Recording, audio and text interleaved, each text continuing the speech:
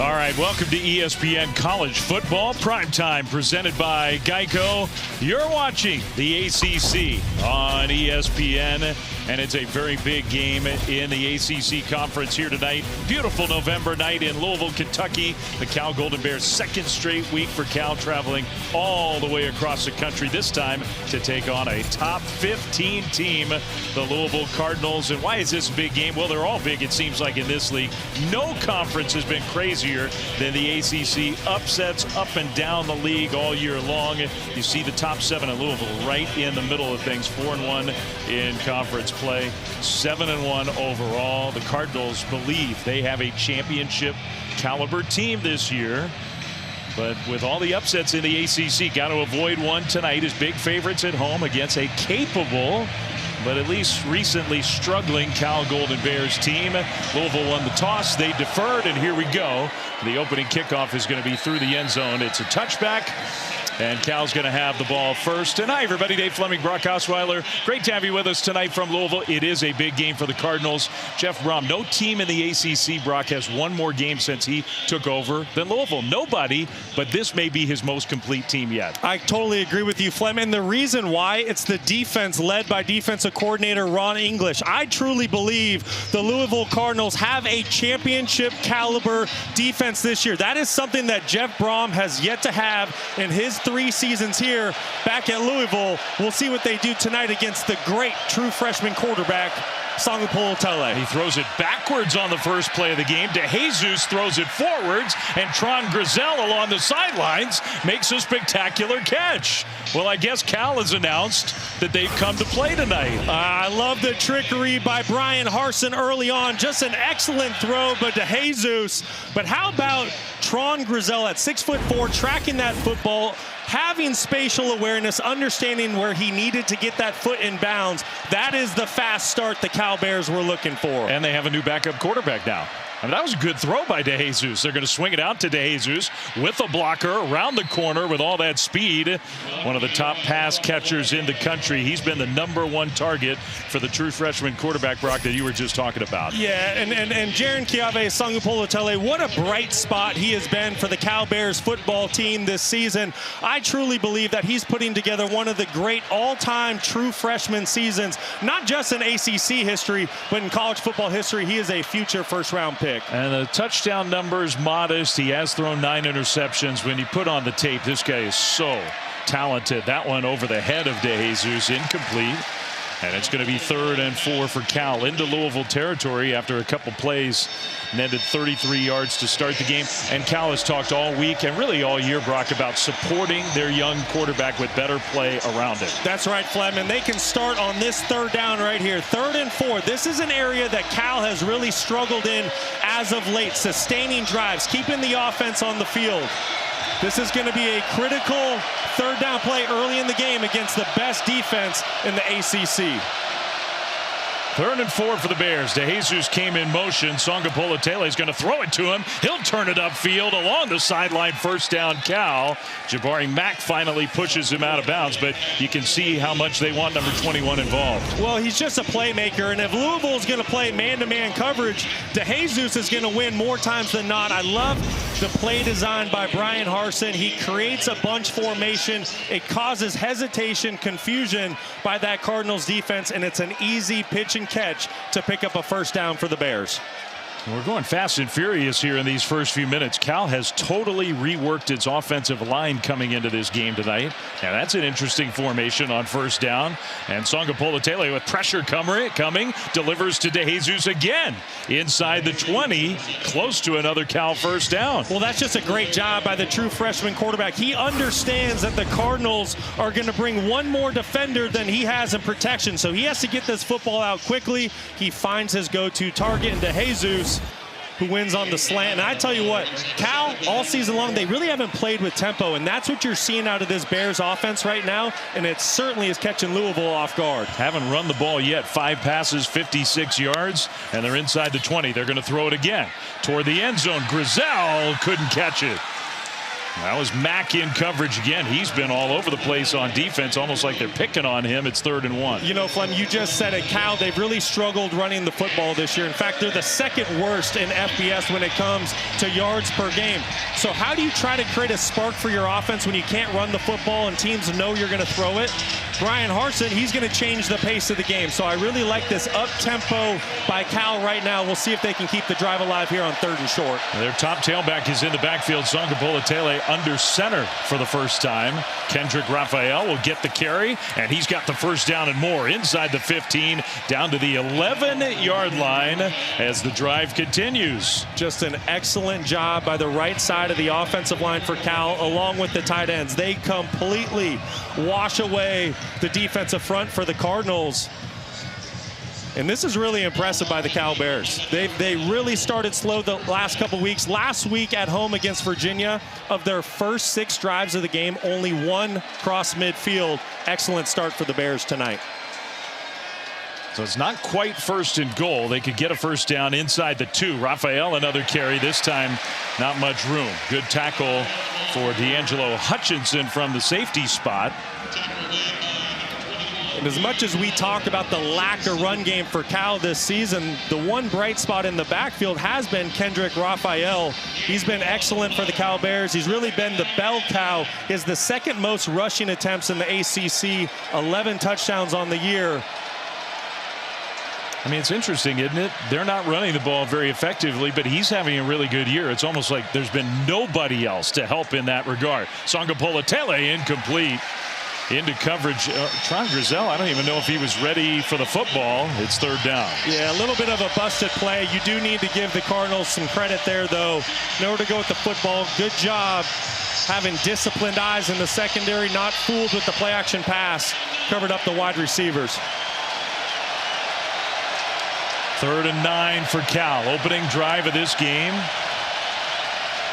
DeJesus in the slot at the bottom of your screen. He's been the go-to target this year on 3rd down for Cal. And somebody moved. I think it was Cal on the offensive line.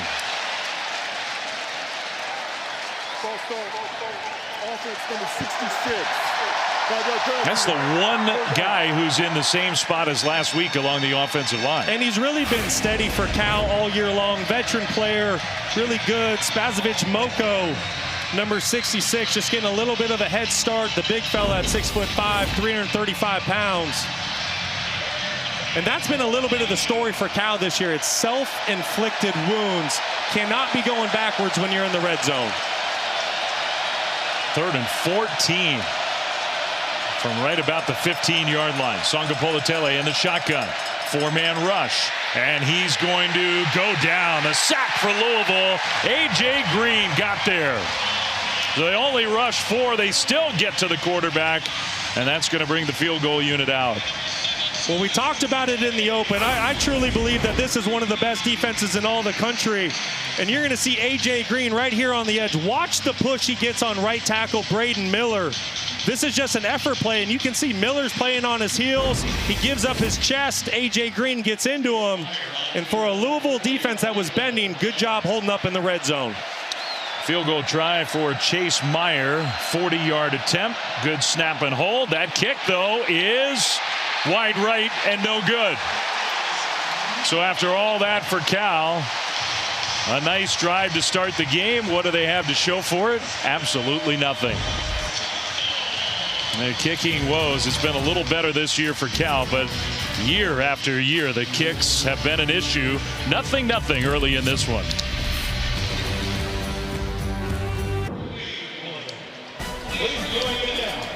We're back here in Louisville. No score, Cal and the Cardinals before Louisville's first possession. Let's go down on the field to Stormy Bonatoni. Well, Dave, as we get our first look at this Louisville offense, it's worth noting they're going to be without their most explosive player on that side of the ball, Isaac Brown, who's expected to miss not only this game, but potentially the next few weeks with a lower leg injury he suffered last week at Virginia Tech. Good news, though, they do get their RB2 Duke Watson back after missing the last 3 weeks with an ankle and catch a little bit of a break facing a Cal defense without its top player. Linebacker Kate Uluwave hurt his hand last week, was a game-time decision today, but with it being a pain tolerance issue, wasn't in a good enough place to go. All right, thank you, Stormy. Lots of news there, and not great news for either side. First pass of the game, Chris Bell, who's been one of the top wide receivers in college football with his first catch of the night. You hate not to be able to see both Uluwave on the Cal defensive side and Isaac Brown at running back, and maybe Louisville will lean on their experienced quarterback a little more tonight. Yeah, absolutely. And you know, I really believe Miller Moss has played really well in stretches this year. It was interesting talking with him yesterday. He said that he's yet to play a complete game, something he's trying to do tonight. Play fake. He's going to throw it short, and a nice open field tackle. Jaleel Skinner, the tight end, with a catch, but the immediate tackle, that ends up losing yardage. Boy, Cal really coming out the gates tonight playing inspired football. This is exactly the way that they want to start the game defensively with a 3rd and 8. A week ago against Virginia, this was that down and distance that just bothered Cal so much. They would get into 3rd and longs against the Cavaliers, but then they couldn't get off the field. We'll see if they can create some pressure on Miller Moss here to force a quick throw and get off the football field on 3rd down. Kewan Brown is in the game. He's the starting running back for Louisville, but he motioned out of the backfield, so Moss is back there all by himself on 3rd and long. Pocket holds up, he dumps it, it's caught, the turn up field, and that's enough for a first down. So same story for the Cal defense, and a nice conversion for Jacob Stewart and the Louisville offense. That's a really nice job by Miller Moss. He starts on the left side of the field. Watch his eyes. He's trying to work the left side of the field, nothing open, stays calm in the pocket, trusts his offensive line, delivers a strike and picks up a first down in the soft spot, and that's exactly what I was just saying. Cal really struggling on 3rd down as of late. They had to play so many snaps on defense last week, and that was part of it. Now, there's a nice first run of the game for Kewan Brown, who's taking Isaac Brown's spot.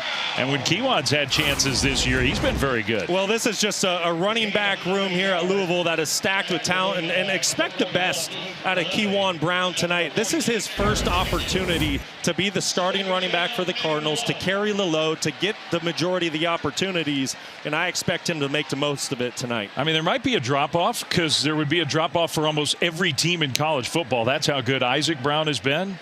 But not many teams have a second running back as good as Kewan Brown. High snap, and they hand it to Kewan, who's going to bounce it right side and then cut it upfield enough to get the first down. Well, how about our impact players brought to you by Pizza Hut, Brock? Well, for Louisville, it's going to be Kewan Brown. I just mentioned it. He's finally getting his opportunity to be the go-to running back.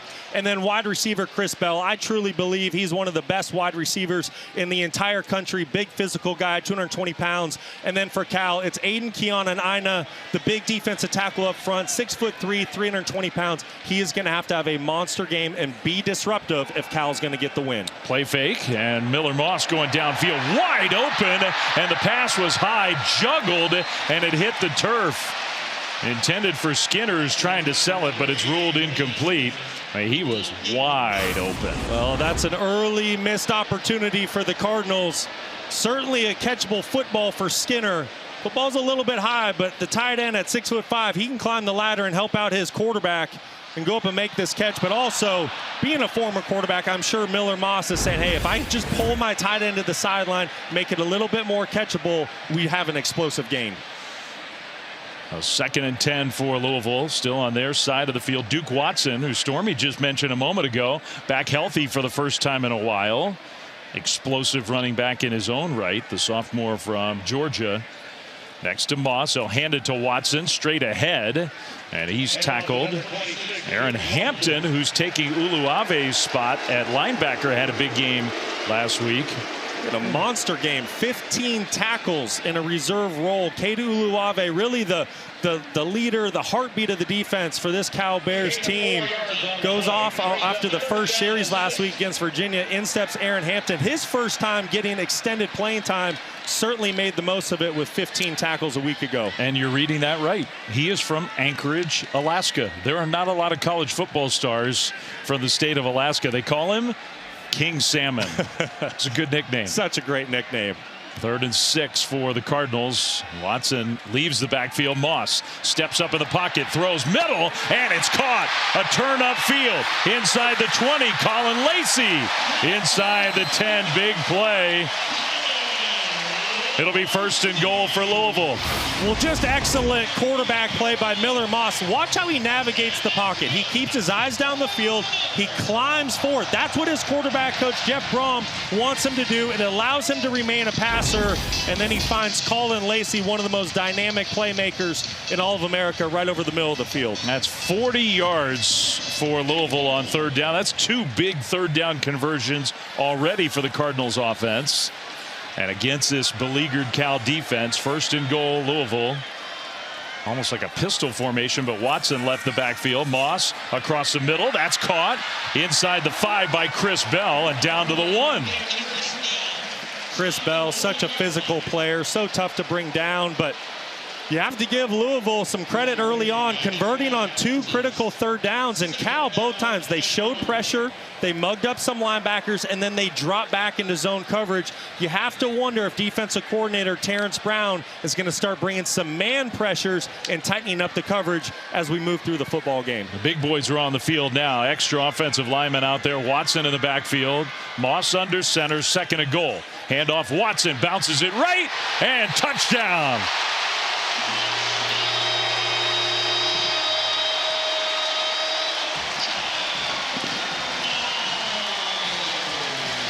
Great first drive for the Cardinals, and Duke Watson back healthy this week on the field, scores the touchdown to finish it off.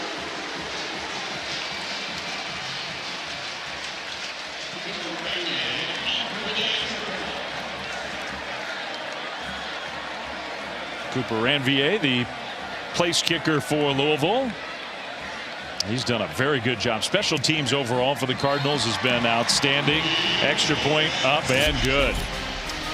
Well, it's a fast start for this Louisville offense tonight. Duke Watson finally healthy and back in the lineup. Strikes first, 7-0 here in Louisville. ESPN College Football Primetime is presented by Geico Switch and Save. Get more with Geico. You got 3 coaches in the ACC, all doing good jobs, who are coaching the teams that they played for when they were college football players, including, of course, the head man here in Louisville, Jeff Brom, who's just done an outstanding job. More ACC wins than any program since he took over this Louisville program. They have a realistic shot. Those percentages can change. Now, part of the reason why, even though they're 7-1, 4-1 in conference play, the 16% chance to reach the college football playoff seems low. Well, there's lots of reasons. The schedule isn't easy. They might lose some tiebreakers to get into the ACC championship game. We'll talk about that as we go on throughout our broadcast, but they're in position with a win tonight to move a step closer after an opening drive touchdown, 7-0 Louisville, before Cal comes back on the field. Let's check in with studio.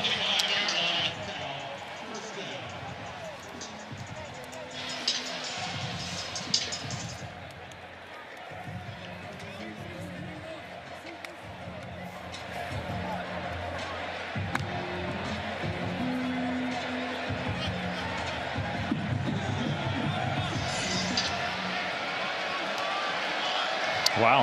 Thanks, Kevin. We've seen Cam Coleman up close and personal. That kid could play. Force to reckon with.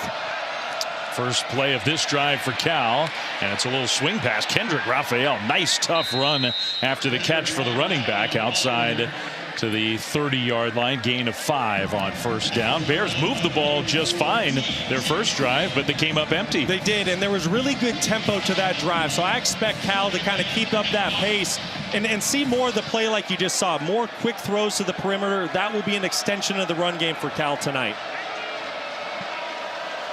2nd and 5. Songapolatele in the pocket, steps up. Is he going to try to scramble? No, he's going to throw, and it's tipped up and might have been intercepted. Tron Grizel, it looked like it hit the turf, but it might have just hit him. And Tayon Holloway came up with the ball. The officials, there was some confusion about the signal. I think they said incomplete. Boy, it's close. I think this ball hit. Yeah, I agree. The ball hit the turf as JKS was trying to get the football to Tron Grizel over the middle of the field.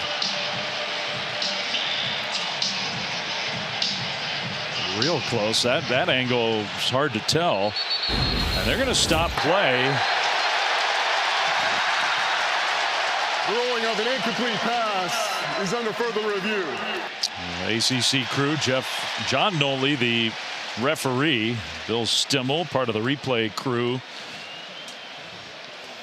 So we'll take one more look. We're going to take a quick break while they review this play and see if we can see. Did it hit the turf? Tough to tell. We'll see. It's a big call coming up.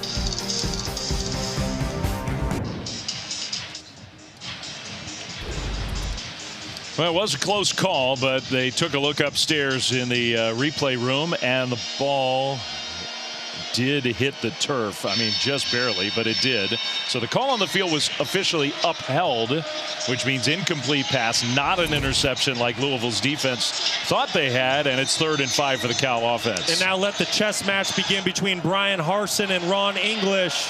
If English decides to go with man coverage, keep an eye for DeJesus. He's in the backfield. He's going to leave the backfield now. Man coverage by the Cardinals. Let's see if Songa Polatele goes to his security blanket. Jacob DeJesus, that's the direction he's going, and the pass is knocked away, incomplete. The safety came over and made a really good play on the ball. That's Hutchinson. That's an unbelievable play by D'Angelo Hutchinson coming from the middle of the field. If he doesn't get there and get a hand on this football, this is going to be a big-time first down pickup for the Cal Bears. Just an excellent play, reading the quarterback's eyes, breaking on the football. Hutchinson having a great season here for Louisville. That was a really good play. I mean, DeJesus, he had a chance to make that catch. He did. His hands were on the ball, and maybe you just give Hutchinson credit for kind of ripping it away there. So Cal will have to punt for the first time. Almost had it blocked. A low line drive squib punt that's going to work out better than it looked. Be down at about the 31-yard line. Our drive recap is brought to you by AutoZone. This will be the drive that Louisville had to start their offensive night. Well, Louisville, an offense that started slow a couple times this season, really got out to a fast start tonight behind the arm of Miller Moss. And to me, it was the 3rd down pickups. Cal's defense did some good things. They made a couple 3rd and longs for this Louisville offense to overcome. But they figured it out. Miller Moss made some big-time throws, and then it was Duke Watson, who's finally healthy and back in the lineup, a guy that nearly averaged 9 yards per carry a season ago. Huge get to get back in the lineup tonight for the Cardinals. A 3rd and 8 conversion, a 3rd and 6 conversion on that drive. Kewan Brown gets the carry on first down here. Their second possession, the Cardinals up 7-0. Final 4 minutes of quarter number 1, a gain of 2, maybe 3. 10-play opening drive for Jeff Brom, who's, I mean, his teams throughout his coaching career have been known for quarterback play, offenses, putting points on the board. The point you made at the start of our telecast is it just feels like a more complete Louisville team this year. They have offense, they have playmakers, they have a big-time defense. A dump down short, and the tight end gets wrestled to the turf by Harrison Taggart. Nice open field tackle. I think he lost a yard on that play. Well, that was a really good job by the defensive front for Cal just to get some pressure on Miller Moss. It was really the defensive end, number 10, Jaden Wayne, came unblocked, forced Moss off his spot, which is why he had to check it down. And here we go again, 3rd and 8. The big question is, can Cal get off the field? In order to do so, I think they need to speed up the clock in Miller Moss. I'd like to see them bring some pressure and play some man coverage. It really does. It feels like the question of the whole game. They get Moss on the move. Moss is going to throw on the run, incomplete. Well, they did exactly what you said they needed to do, and they force a 4th down. And that's exactly what Cal needed, because you just feel like the way that they're built, if Louisville was able to go down the field and get points here, especially a touchdown, Cal's not built to come back from 14 points. That was a critical stop. Great job by Cal to get the football back for their offense. There were a couple guys in there, but I think Chris Victor from his defensive end spot was really the one who created a lot of the havoc on that play. Jacob DeJesus back deep to receive. The return game could be a factor tonight. But you have 2 of the best punt kick returners in the country in this game. And DeJesus is one of them for Cal. He'll signal fair catch here and make it at about the 25-yard line. So Cal offense right back on the field after the 41-yard punt. And Jernkeave Songapola-Tele just having, statistically it's not overwhelming, such a great freshman year. His statistics in high school were overwhelming. Think of all the Hawaiian quarterbacks. He has the most passing yards in the history of that state. He leads all FBS true freshmen with more than 2,100 yards through his first 9 games. In ACC play, it's been a little tougher. The point that his head coach has emphasized to us and really anybody who will listen, whether it's drops, whether it's protection, whether it's even snap issues that have plagued Cal, needs some help from his teammates. DeJesus, another catch. Man, he has been heavily involved in this first quarter. And that's a great point that you make about Songapola-Tele, you know, because I truly believe beyond the physical tool set, he has the mental makeup, the leadership, the intangibles to really be an elite quarterback at the college football level, but he needs some help around him. He can't do it by himself. He anticipates throws, great accuracy, needs his supporting cast to step up. Play fake, and his pass got tipped at the line of scrimmage. So on 2nd down and 4, pass was tipped. Now it's 3rd down for the Bears. Well, and you can see what the game plan is for Cal, and it's really been this all season long. This football team goes as JKS goes. You see it. They're not really trying to establish the run. It's been a difficult spot for them. They're going to win or lose on the left arm of Songapola-Tele. From their own side of the field, 3rd and 4. Back to pass. Pressure picked up. That throw, and he hits his target for a 1st down. That's Mark Hamper in the middle of the field. A gain of 8. They needed 4. That was a good job at JKS, just staying calm in the pocket, keeping his eyes down the field. And then I love what Mark Hamper did. He found a soft spot in the zone, sits down for his quarterback, gives him his chest, and that's the pickup Cal desperately needed. One note.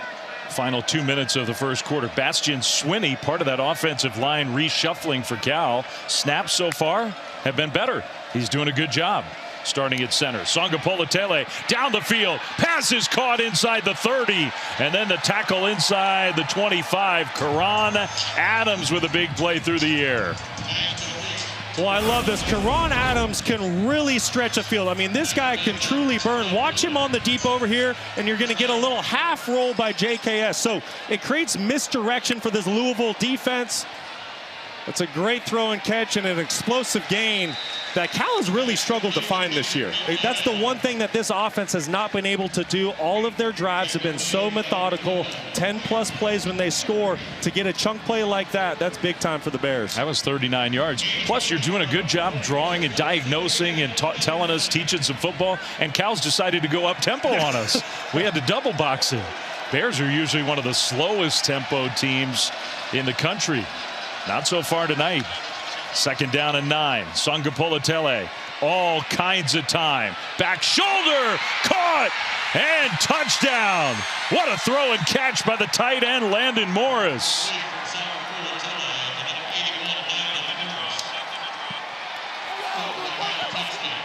Some life for Cal. The final minute of this first quarter, an extra point away from tying this game. How about that throw by Songapola-Tele? We were just talking about it. One of his superpowers is his downfield accuracy. He put that football on a rope where only Landon Morris can make a play on it. I'll tell you what, this true freshman quarterback is special. That was perfect placement of that throw. All passes on the drive for Cal. 6 plays, 74 yards. Extra point is good. And the Bears have tied this game. What a throw. What a throw is right, Flem. Not many quarterbacks in college football can make throws like this. It's excellent coverage by the linebacker TJ Quinn. You see where the location of the throw had to be. Landon Morris did an excellent job going up, keeping his body control, making a play for his young quarterback. But you just cannot get enough of this throw. Look at the location of that. That is as good as coverage can be, and Cal beats it anyway because of their young left-handed quarterback. The old saying, there is no coverage for a perfect throw. And, I mean, Cal also made some plays to help their quarterback on that drive. Good protection, gave him time. Couple contested catches from two different Cal receivers. And just overall great complementary football. We've been talking about all game long. Can Cal's defense get off the field on third down? Well, they finally got a third down stop. You get the football back to your offense. You pick up a couple third downs. And what do you know? JKS makes a perfect throw.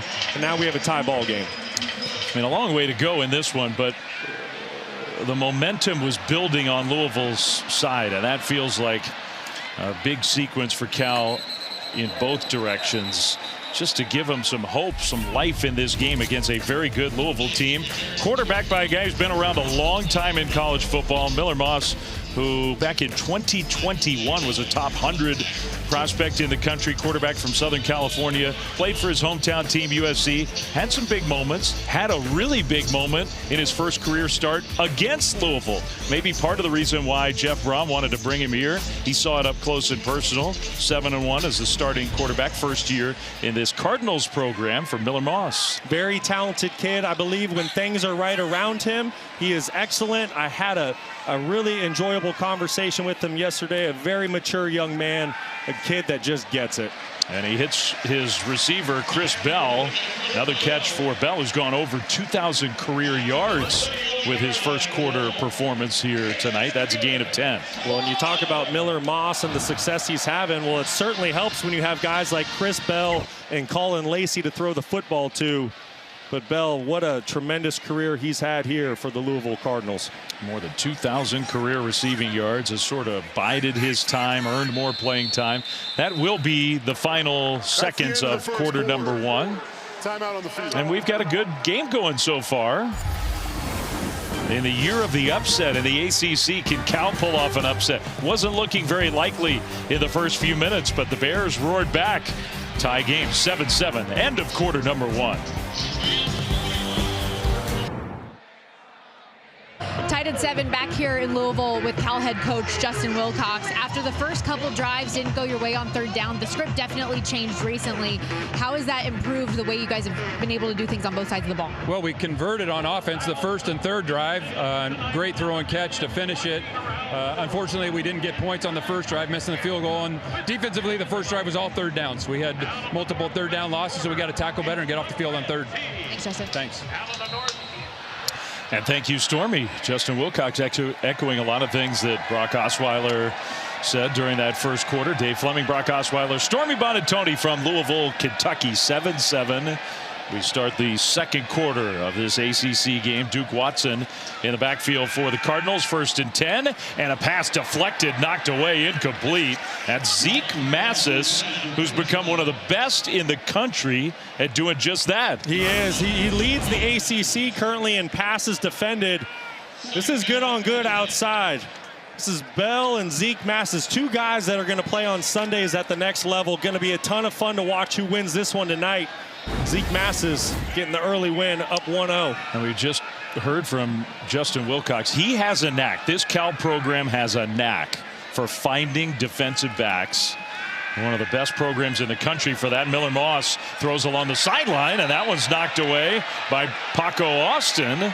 So his counterpart on the other side, who also has been doing that a lot. I was just going to say, Flem, to your point, it's not just Zeke Massis, it's Brent Austin. And these two lead the ACC in passes defended. It is going to be really difficult on Miller Moss, Chris Bell, and Colin Lacey tonight to move the ball through the air like they like to do.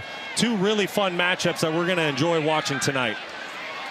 So 3rd and 10, another chance for what Justin Wilcox was just saying. Our defense to get off the field on third down.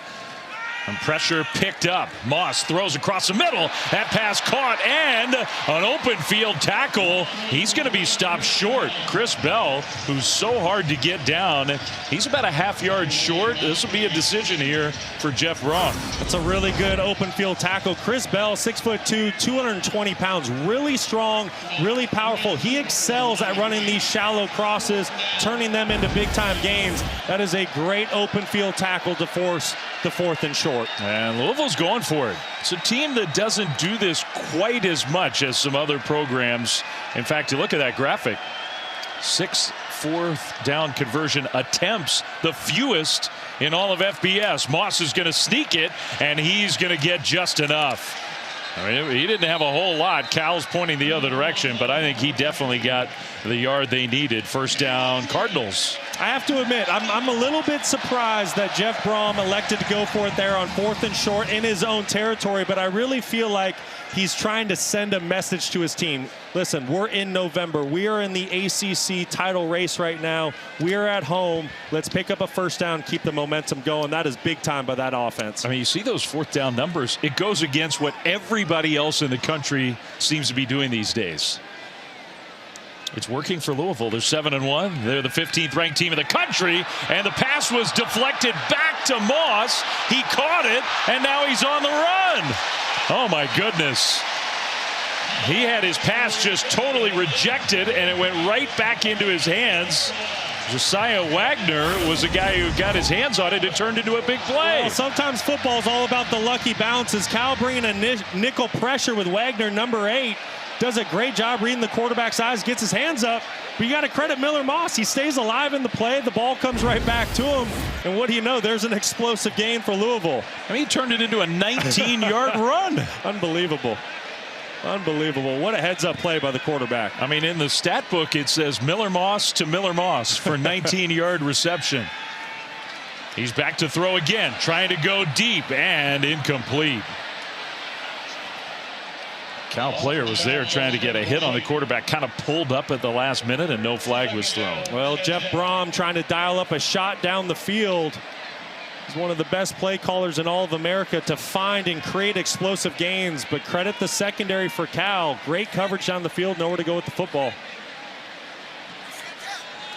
2nd and 10 inside the Cal 40-yard line. Louisville's already in field goal. They have some of the best long-range field goal kicking in the country. Part of the reason why they don't try for a lot of 4th downs. Play fake. Moss across the middle, wide open, and the pass caught inside the 20. That's Dakari Collins with the catch and run. First down, Cardinals gain of 21. Well, I want you to see what the play action does. As the quarterback goes play action, watch these backers step up, and that's what allows the wide receiver to get to the second level. He's wide open. I mean, this is as easy as it gets for a quarterback wide receiver. When you have a run game that is running for over 220 yards a game over the last 3 games like Louisville has, that's the type of bite you get out of linebackers when you go play action pass. Kewan Brown in the backfield. First down, Louisville. Now the throw, and it's almost intercepted. Oh my goodness. Drew Polidor broke on the ball beautifully, was right there. Cal's had problems with drops on offense. Now they have a drop on defense. I want you to see where Polidor comes from. He's trailing in man coverage. Polidor starts back here, and he has to work over all of this junk in coverage. I think Miller Moss just loses sight of where the safety is, and that's a massive missed opportunity for this Cal defense. I mean, it's a really good play, but he didn't finish the play by picking the pass off. Moss got away with one there. Brown takes a handoff left side. Nice hole. Kewan Brown inside the 15 down to about the 12. So a good gain on 2nd and long of 6 to set up 3rd and 4.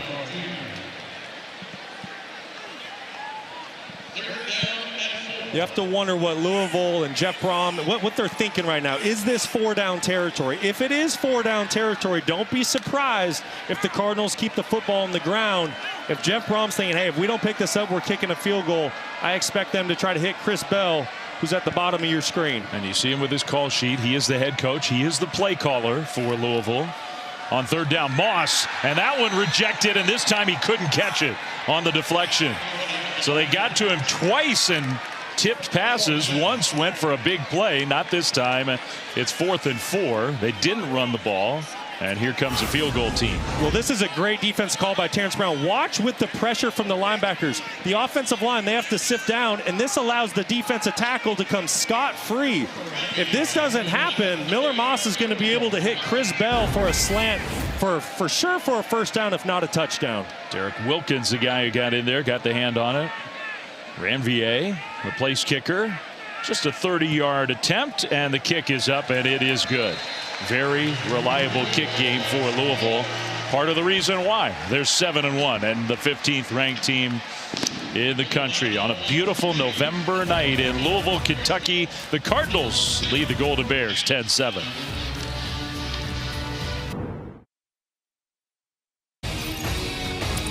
Introducing SportsCenter for you, personalized every single day. Now available on the ESPN app. Powered by your favorites.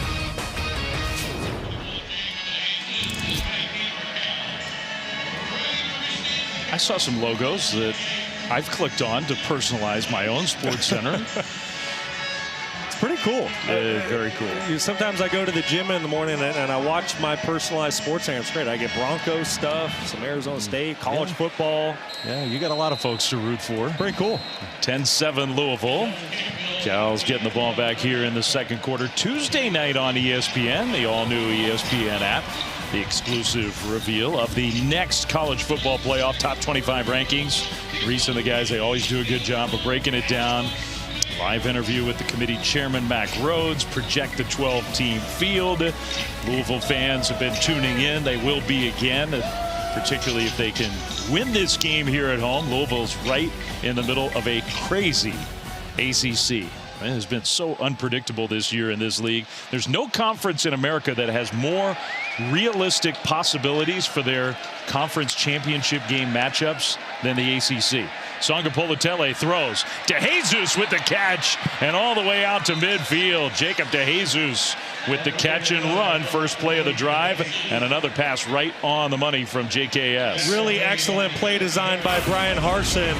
You're going to see DeJesus. He comes free, but it's because of the action by the other offensive players, and it gets the defense to bite up. Eye violations. They get their eyes caught into the backfield, and what do you know? Cal picks up another explosive gain. That was 25 more yards. Big plays have been there for Cal in this first half. To midfield right away. Raphael in the backfield. He'll get the handoff. Straight ahead run with a big hole. Raphael inside the 30. And tripped up close to the 25. Corey Gordon got him on the turf. Might have saved a touchdown.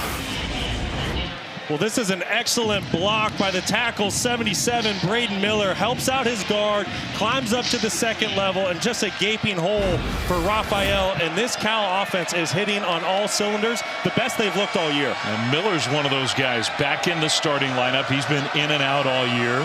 Totally reshuffled along the front so far. I would think Harsin, Wilcox, and Cal have to be pretty pleased. DeJesus in motion. Raphael takes the carry over the left side. Another good push up front. Really not used to seeing a whole lot of this from the Bears down close to the 20. And I think you need to credit Brian Harsin right now. I love what he's doing on this drive, playing in a lot of 12 personnel. What does that mean? One running back, two tight ends, two wide receivers. When you play with two tight ends on the field, it forces a defense to simplify their scheme. And right now, that is allowing Cal to be in control of the tempo of this game. Another one of those bunch formations on the left. That leaves DeJesus all alone on the other side. They swing the pass out, and Louisville was ready this time. Raphael with a catch, but Clev Lubin made the tackle behind the line of scrimmage. Well, how about that play by Clev Lubin, number 50? Watch him break on this football. I mean, he's being double teamed, would not be denied. That is a heck of an individual effort to force a third down. I mean, you could almost call that triple team. Unbelievable. He went right through those blockers. That's a loss of 4. That was a big play. Man on a mission. Here he is on your third down play. We'll see if he can impact this 3rd and 9. It's gotten much louder here for 3rd down. And the dump down short in the open field. 1st down and more. It's going to be 1st and goal. That's Cole Basha, who's been playing a little more these last few weeks. 1st and goal, Cal. Nice play design. Basha just able to slip under the vertical route. He gets lost in coverage, which is why he's wide open. Louisville playing a zone defense, dropping back to the sticks. I love how JKS gets that football out of his hand and lets his playmaker go to work. Part of the field where Cal has not always been super efficient. That's their 3rd play of 20-plus yards on this drive. Songa Politele going to try to run, and he had nowhere to go. I think he had a pass option that was covered up, the tight end, so no gain. It'll be 2nd and goal. Really good job of that Cardinals defense being disciplined with their eyes. Brian Harsin presenting a lot of misdirection for this Louisville defense led by Ron English. Good job there on 1st down. See if the Cardinals defense can hold here. 6 plays, 70 yards. The former Bears player, Ron English, who's the Louisville defensive coordinator, going up against his alma mater. Songapolatele rushes up under center, hands it off. Raphael bounces one would-be tackler, not a second. Lubin again was in on that play. Maybe a yard for Raphael. It's 3rd and goal. Tell you what, Clev Lubin, 6'3", 250 pounds, just stout and strong on the edge. Winning his one-on-one matchup to force a 3rd and goal. You have to think here, Ron English going against a true freshman quarterback. He wants to speed up his internal clock. He wants to force him to make a quick decision. I expect Louisville to bring an all-out pressure here on 3rd down. Cal breaks that formation. Play clock winding down. Will they get it snapped? No. Everybody moved, but the ball didn't get snapped. So everybody else knew they needed to get that play started, but the center did not snap the ball. Offense, number 77.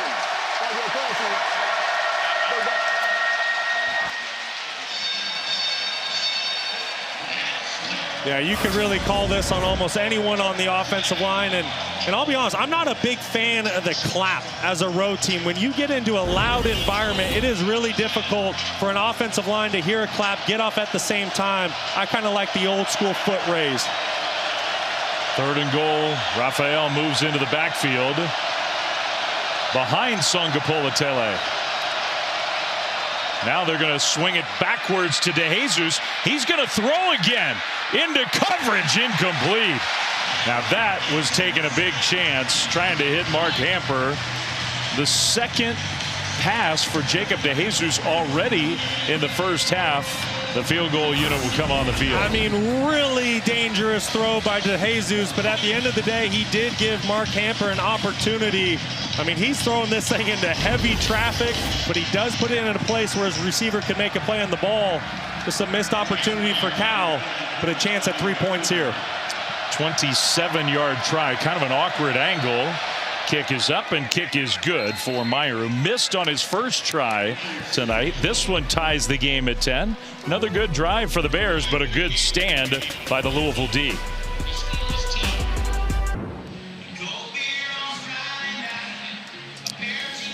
Well, this is the Big 4 bridge in Louisville across the Ohio River, lit up in yellow. And why? Well, this community experienced a real tragedy earlier this week.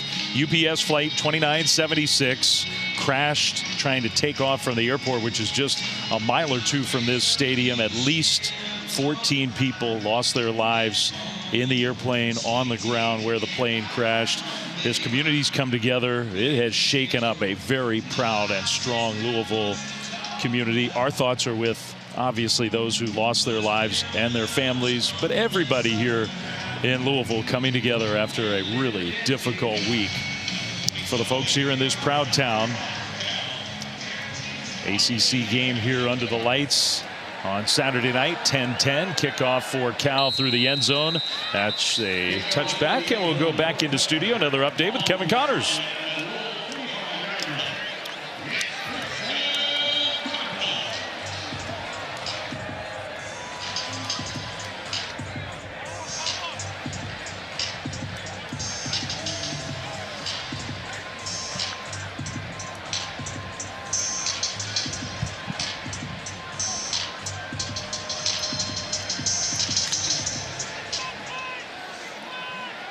Wow, what a game. Thanks, Kevin. And look, Vanderbilt, they are in kind of that Louisville position where they may need some help. They may not make their conference championship game. They are going to have an argument for the college football playoff if they keep piling up wins. Louisville gets the ball back, tie game. Kewan Brown with the carry on 1st down for a gain of 2, maybe 3. And there is a penalty flag on the play. We haven't had many of those in this 1st half. It's going to be a legal formation on Louisville. Only 6 guys on the line of scrimmage. Illegal formation. Offense. More than 4 men in the backfield. 5-yard penalty. Remains first down. A different way to say exactly what you said. Well, they were looking over to the Cal sideline. Do you want to accept that penalty? It would have been 2nd and what, 7? Instead, they'll make it 1st and 15. They do accept the penalty. A couple of tight ends in motion with Brown behind Miller Moss. And they'll hand it to Brown along the right side. He hits the hole fast and kind of gets back exactly where they would have been if the penalty had been declined. That's a gain of 8. Really good job by this Louisville offensive line, in particular the right tackle, number 60. Keep an eye at the top of your screen. Just winning his one-on-one, creating a pancake block, gaping hole for Keywan Brown. And as much as a Jeff Brom football team loves explosive plays, throwing the football around the yard, the reason why Louisville is sitting at 7-1, it's because of the run game. The last 3 games averaging over 220 yards per game, something that they need to get back to tonight. Cal folks told us they thought maybe this is the best offensive line they've gone up against this year. Moss across the middle completes that one. And the tackle, Chris Bell with the catch. Brought down about a yard short, 3rd and 1. Really nice job by the Cardinals overcoming the penalty. Good plays on 1st and 2nd down to make this a 3rd and manageable. Don't be surprised if they keep it on the ground here with 3rd and 1. You saw how animated Jeff Brom was. He wanted to get that play in quickly and get to the line of scrimmage quickly. He does not hide his emotions. Big gain and a nice move. Brown into Cal territory, still going all the way down to the 30. What a run for Keywan Brown, gain of 36. Well, you need to credit this offensive line, but look at Wayne for Cal. There's no edge presence. There's nobody out here to set contain for this Cal defense. This is just too easy for an uber talented running back room led by Keywan Brown tonight. After the 36-yard run, he gets it again. Straight ahead run for a gain of 5. You got to think that's just a mistake. You saw Jeff Brom. He wanted his offense to get up to the line of scrimmage, play with tempo. Anytime you do that, you put a lot of pressure on a defense to make your call and get lined up properly. And you saw there was just no containment player there for the Bears on 3rd and 1. Keywan Brown's doing a pretty good Isaac Brown impersonation in this first half. With the big play on the ground, he's got 70 yards off the field for this one. Play fake, and Moss dropped the ball, and he has to make sure. He tried to pick it up and keep the play going, and then almost dropped it again. So they'll lose yardage on that 2nd down play, and lucky they didn't turn it over. Yeah, just a little bit of issue with the ball handling here. This is going to be a hard play action pass. You see Miller Moss, I think he just gets the football stuck with Duke Watson for just a half a second too long, loses the football. You never want to go backwards on 2nd down. You watch that ball sit there on the turf for a while. That could have been a disaster for Louisville. They're in field goal range as it stands, 3rd and 10. I was just going to say, you're in field goal range. If you're Miller Moss, you need to be smart with the football here and make a quick decision. Louisville's going to use its first time out of the first half with 2:47 on the clock. A 10-10 game, a good game with Louisville driving. Back right after this.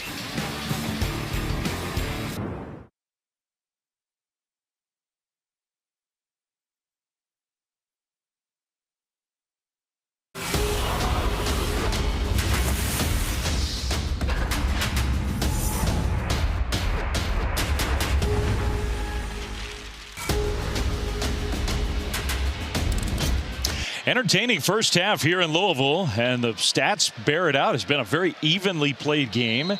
10-10, 3rd and 10 for Louisville in field goal range. 2:47 to go until halftime. Miller Moss in the shotgun, going downfield over the top, and the pass is knocked away incomplete. Intended for Colin Lacey. 4th down. Good play on the ball there by the Cal DB. That looks like Cam Sidney. Wow, really good effort by Lacey. It was close. I almost thought he had a foot in there. Cam Sidney gives him a late shove. Keep an eye on his right foot. Yeah, toe goes out first. Good call by the officials. Really good coverage by Cam Sidney down the field. A 49-yard try. Cooper Ranvier has been one of the best kickers in the country. Kick on the way. That one is good. So nice for a coach, for a team to have a guy you really rely on, and Louisville feels very confident in their kicking game. It's a huge deal when you don't have to be ultra aggressive in 3rd and long situations, feel like you have to always go for it on 4th down. When you know you have 3 points in your back pocket and you have confidence in your kicker, it's a big time deal for a team. And you know what? If you make a 49-yarder, I'm cool. You can go high-five everybody on the team if you want, like Ranvier just did. And the difference in the game really is that he's got a big smile on his face. Cal missed a 40-yarder. Otherwise, that would have been the kick to tie. He's still celebrating. You got the diamond stud earrings. Where's McAfee? He would like a kicker with some swag. He's a good kicker, man. We saw him pounding some kicks in pregame warmups that I think would have been good for probably from 60. He's got it going on. Now remember, Louisville won the toss and deferred, so they put points on the board. Final 3 minutes of the first half. Feels like a big drive coming up for Cal because the Cardinals will get the ball to start the second half.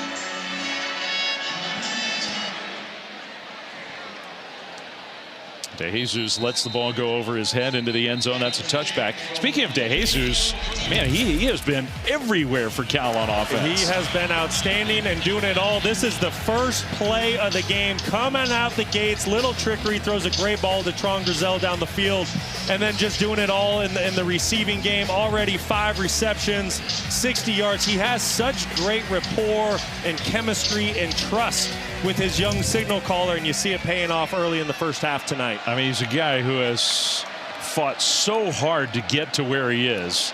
Raphael tries to bounce that one right side, and he'll get tackled inbounds. Stormy, you've gotten to know Jacob DeJesus. He really does. He's got a great story. Yeah, you said it. He didn't have a single offer actually coming out of high school. He went to a junior college where he became a JUCO All-American and still didn't have any offers. Nobody wanted to take a chance on him because of his size. In fact, his now fiance Kirsten was cold emailing coaches across the country with his tape just to try to get him a look. He got one D1 offer to UNLV, became one of their top players almost instantly. And now look at him, what he's doing for the hometown Cal Golden Bears, his dream school growing up. He grew up about an hour away from Berkeley, and he's starring for the Bears. Final 2 minutes of the first half. 2-minute timeout right now.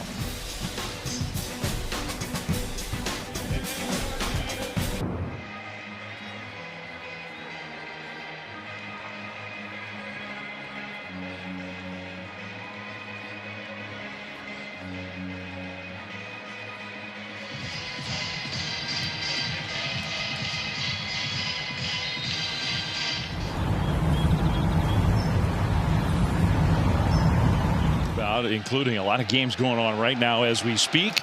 13-10 Louisville. Final 2 minutes of this first half. Cal ball, 2nd and 6. Cal's got all 3 of its timeouts. Louisville has 2 timeouts. We'll see how the head coaches want to manage through this final 2 minutes.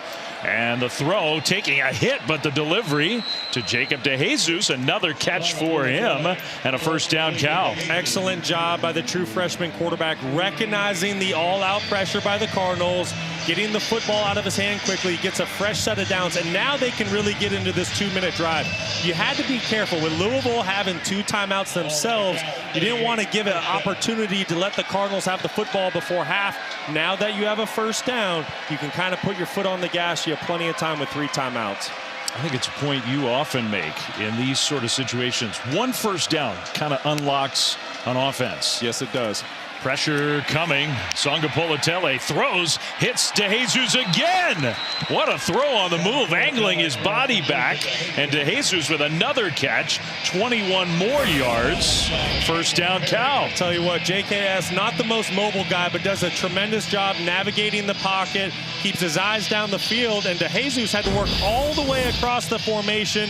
You see the location of the throw. JKS loves a good back shoulder throw, and here Cal is. They're about 5 yards away from feeling really good about a field goal attempt. Plenty of time on the clock to try to go get 6. And that kid Stormy just told his amazing story. Jacob DeJesus, nobody wanted him. He's one of the best slot style receivers in the country. Flag thrown. Raphael breaks a tackle and gets spun down inside the 30. Lubin makes a tackle, but that's good enough for another Cal first down. We'll see if that's offsides, maybe. Illegal formation. Nope. Offense. More than 4 men in the backfield. It's a 5-yard penalty. First down. So that negates a 13-yard run. It's the same exact penalty that Louisville just had a couple drives ago. When you put 3 receivers to the field and then your single receiver to the boundary, which is De Jesus, if you're going to send him in motion, 2 receivers need to be on the ball at the top of the field. There was only one. Just a mental error that cannot happen in a critical situation. I mean, not only does that negate the big gain, now you're back out of field goal range by a lot. Close to midfield. Play fake. Songapolatele is going to take the sack.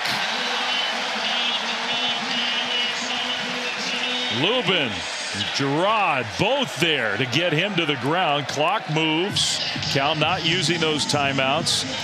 That's a loss of 6 on that sack. We'll give a lot of credit to the secondary up top. Watch how they pass off the wide receivers, nowhere to go with the football, and that's just a young quarterback that's learning on the fly. Hey, if the defense covers up your targets, bury the ball on the ground, save the field position. You cannot go backwards in a 2-minute drive. I mean, they're letting the clock wind here, which tells you how confident they are about moving this ball toward the end zone. In the pocket, Songapolatele throws downfield. That, you would think, is going to be a penalty. Grizel looks like he got tackled. Now the Louisville defender does not like it. Holloway, I mean, he's really arguing. Defense number 25. It's a 15-yard penalty. And an automatic first down. Well, Tayon Holloway might not like the call by the officials, but this is just about as clear-cut as it gets to defensive pass interference. Holloway working on Tron Grizel. You're going to see loses his technique, gets a little bit handsy late. And I don't know, maybe that's a little bit of Grizel slipping, and it just looks a little worse than it is. But to the official that is behind Holloway, it looks like a clear-cut grab. Yeah, it's funny to watch that again. You can see why Holloway wasn't happy with the call. I agree. Fans are booing. The clock is definitely a factor. Cal did not use a timeout. So down to 36 seconds. Songapolatele, little shoulder fake. Going down the sideline, incomplete. Knocked away, and guess who?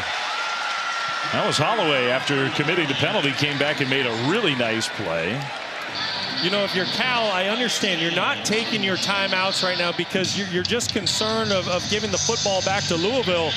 But now with 31 seconds, Louisville's not going to have an opportunity to drive the field and go get points if you don't get anything here. I think you need to start using these timeouts. You are in field goal range right now, but this is a game where I think you're really going to need touchdowns, not field goals, if you're ultimately going to get the win. Like to see Cal use these timeouts. Yeah, I mean, I think part of the point you're making is you can use the middle of the field. You can use the whole field with 3 timeouts. Now flags thrown, or no, a timeout. Cal calls timeout. It's their first of the half. It's 30 seconds. Play clock, I think, was winding down. So Cal uses their first timeout. Get organized with 31 seconds on the clock. For 20 years, Allstate has celebrated every field goal and extra point made at participating universities by donating to the university's athletic scholarship fund, supporting all student athletes. Thank you, Allstate. And for Cal, they want to see a few more kicks actually hit those nets, go through the uprights. It's been Justin Wilcox has been the head coach in Berkeley for 9 years, and it's almost like an unsolvable problem for Cal football, the kicking woes. This year has been better. It's been improved, but again here tonight, what was it, a 39-40-yarder that was missed on the first drive of the game? Otherwise this game would be tied. And they're in field goal range. It would be at this point fairly long field goal range. They would like to get at least a little bit closer. 2 timeouts, 31 seconds. It's just second down. You said it a play ago, Flem. You can work the entire field. The full playbook is at your disposal, and that's right. If you can't get a touchdown here, you need to get as close as humanly possible to make this as easy as a kick as you can. Raphael in the backfield alongside Songapolatele. Second down and 10. Cal. Louisville showing some pressure. They bring, it looks like an extra rusher. Throw across the middle. Raphael wide open. He's going to try to turn the corner. He does. Inside the 10. Nice move by Kendrick Raphael. Turned the short pass into a big gain of 23. That just shows the development of this true freshman quarterback. It's not easy for freshman quarterbacks to learn what a check down to your running back is. You always want to push the ball down the field, but that's a great job at just taking what the defense has given you. There was nowhere to go with the ball down the field, so what do? You take the check down and you end up picking up an explosive gain anyways. Big time heads up play by JKS. So now Cal, in their own minds, can say, forget the field goal. We want a touchdown. That's right. First and goal with 2 timeouts. They'll hand it off. Raphael straight ahead. They're going to have to use one of those timeouts here. A run play gets them down to the 7. Cal, it's their second of the half. It's 30 seconds. So now you only have 1 timeout left. And again, a chance for everybody to get on the same page on both sides, offense and defense. Well, tomorrow, 10 a.m. Eastern on ESPN, you can catch NFL Countdown. Going inside how George Kittle pays tribute to veterans, one of the great players in the NFL, going to the Hall of Fame someday for what he does on the field, but also off the field. Drake Mays turning into a star. You got Veterans Day edition of You Got Mossed, all that and more. Sunday, 10 a.m. And then on Monday Night Football, big game, good game. Going to Lambeau, Eagles, Packers on ABC, ESPN. You got Peyton and Eli, the Altcast on ESPN2, Monday at 8 Eastern. Doesn't get any better than that. November football, Lambeau Field, Monday night under the lights. Like that is just what football is all about. Ooh, SVP, you better bring your heavy jacket for that one, I would think. And the whole crew that'll get you ready for Monday Night Football. All right, so here's the chess match, right, between Brian Harsin and Ron English. Do you want to bring pressure to speed up JKS, make a quick decision, or do you kind of play your feet on the goal line, play zone coverage, and make Cal earn it? Let's see, 2nd and goal. Pressure comes, that pass out to the right flat to Jesus is going to get shoved out of bounds. Tried to get to the pylon, couldn't quite get there. Clock stops, 3rd and goal from inside the 3.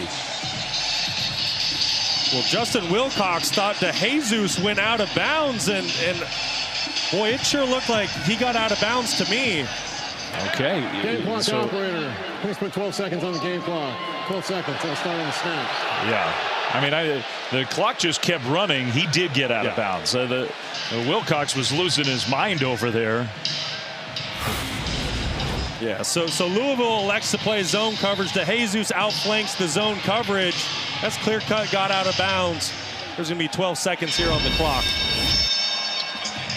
And they keep that final timeout, which is big in case somehow you get sacked or tackled in bounds. Yeah. Or if you just want to run the football here. I mean, true. You can run, you can throw. With that timeout, this is huge.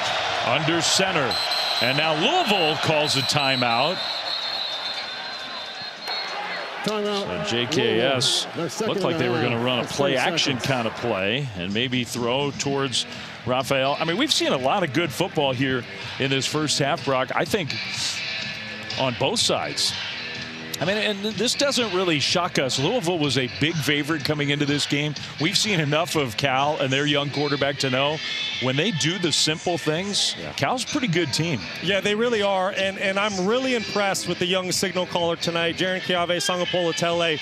He's been excellent in the first half, but I think you need to give a lot of credit to his offensive coordinator, Brian Harsin. I really think he put together an excellent plan coming into this football game. He's used a lot of different personnel groupings, shifts, and motions to put pressure on this Louisville defense, who's really tops in the ACC. And it's been, I don't want to say a clinic for offensive football in the first half, but Cal, they've really tightened up the screws, and JKS is playing really good football right now. I mean, that's one half against a good defense. 200 yards passing already. And that man deserves a ton of credit, put together an excellent game plan, and right now his offense is executing at a really high level. They've gone 73 yards in 2+ minutes, 12 seconds on the clock. Play clock starting to wind down. Cal makes a lot of late substitutions. Now Louisville's going to get a chance to answer that. And Louisville's going to take their time with their defender getting off the field. I think Cal may have to use their final timeout here. We'll see. Play clock down to 0. They get it snapped. Raphael straight ahead, and he is in for a touchdown. Wow. I mean, they barely got that play off. Raphael barely got in. Clock was winding down. And Cal scores a touchdown to punctuate a 75-yard drive and take the lead. I tell you what, for a football team that has really struggled running the football this year, for them to dial up the attitude play and say, listen, we are tougher than you. We are going to run this football in here on third down. I mean, that's big time for an offense, especially in their confidence. Right guard, Tyson Ruffins, right tackle, Braden Miller, just an excellent job of winning the line of scrimmage. Extra point up and good. Raphael scored a touchdown in 6 straight games now. He's got, what, 11 touchdowns on the year. And Cal has a 17-13 lead. I mean, the true freshman, hard to lead a 2-minute drive better than that. I tell you what, just so impressive. I didn't know what to expect out of Cal coming into this game tonight. They've lost 3 out of their previous 4 games, and really in tough fashion, really some heartbreak losses. So you just have to wonder, does that take a toll on your team emotionally, physically? Where are you at? Are you going to be able to travel across the country and put on a performance? And right now, that is exactly what Cal's doing defensively. They're getting better. They're getting off the field on third down. And this offense for the Bears, they're hitting on all cylinders. They have Louisville on the ropes here in the first half. A long way to go. Yep. Louisville's been a really good second half team. They get the ball to start the second half. But we got a competitive game with a Cal team, as you said, across the country for a second straight week. Almost 3 touchdown underdogs coming into this game. And a lot of fight out of them right now. No kidding. Little squib kick along the turf. And it's going to be pitched back by Louisville. And that will wind the clock down to 1 second remaining. Our college football headlines presented by Harbor Freight. There have been some headlines. You and I, we were watching that Indiana game. Speaking of last-minute drives, the former Cal Bear, Fernando Mendoza, what a win, what a moment that was. It was incredible. You know, I was really thinking coming into today that we hadn't seen anyone in the Heisman race really have that Heisman breakout moment. The 2-minute drive Fernando Mendoza put together to go win that game at Penn State, that might have just been that Heisman moment. And Texas Tech really dominated BYU. Oregon finds a way to avoid an upset and win in Iowa City, which is not easy to do. Brown with the carry. That'll be the final play of a spirited, competitive, and entertaining first half. And it's the home team, 15th ranked team of the country, Jeff Brom's group. They have some work to do. 7-1 on the year, but trailing 17-13 as the teams go to the halftime locker rooms. Louisville will get the ball to start the second half. Bears have some pep in their step. Not a lot of Cal fans have come here to Louisville, but those fans are enthusiastic. Let's go down on the field to Stormy. Coach, this Cal offense has done a lot of misdirection, even some trick plays in the first half. What will be the biggest key for your defense in the second half? Well, we got to settle down and we got to stop them much better. I think that the quarterback's playing well. He can throw it. We're kind of spin a little bit on defense. We got to settle down and get under control and play some sound defense. You were curious what it would look like with Kewan Brown having to carry the load without Isaac today. What have you thought of his performance? Well, we're doing okay. I mean, I think we just got to continue to find ways to execute better on both sides of the ball. We got to play hard to the end. Thank you. All right, thanks, Stormy. Thanks to Jeff Brom as they go to the locker rooms. Lots to talk about at halftime. We'll get you to studio with Kevin Connors. And welcome back to ESPN College Football Primetime, presented by Geico from Louisville, Kentucky. You're watching the ACC on ESPN, an ACC matchup between two teams that before tonight had never played in their histories. The Cal Golden Bears on the road, and they lead at halftime 17-13. Their true freshman quarterback, JKS, has just been spectacular. Justin Wilcox's team badly needs a win. Jeff Brom's group on the other side, Louisville, I mean, the Cardinals they have championship aspirations, but in danger of being upset on their home turf.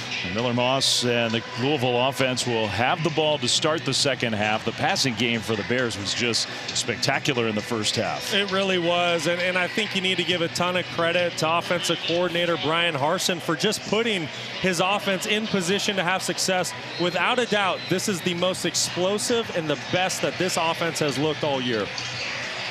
Cal will kick the ball deep, though, as we start the second half in Louisville. It's a big 30 minutes of football for the Cardinals, that's for sure.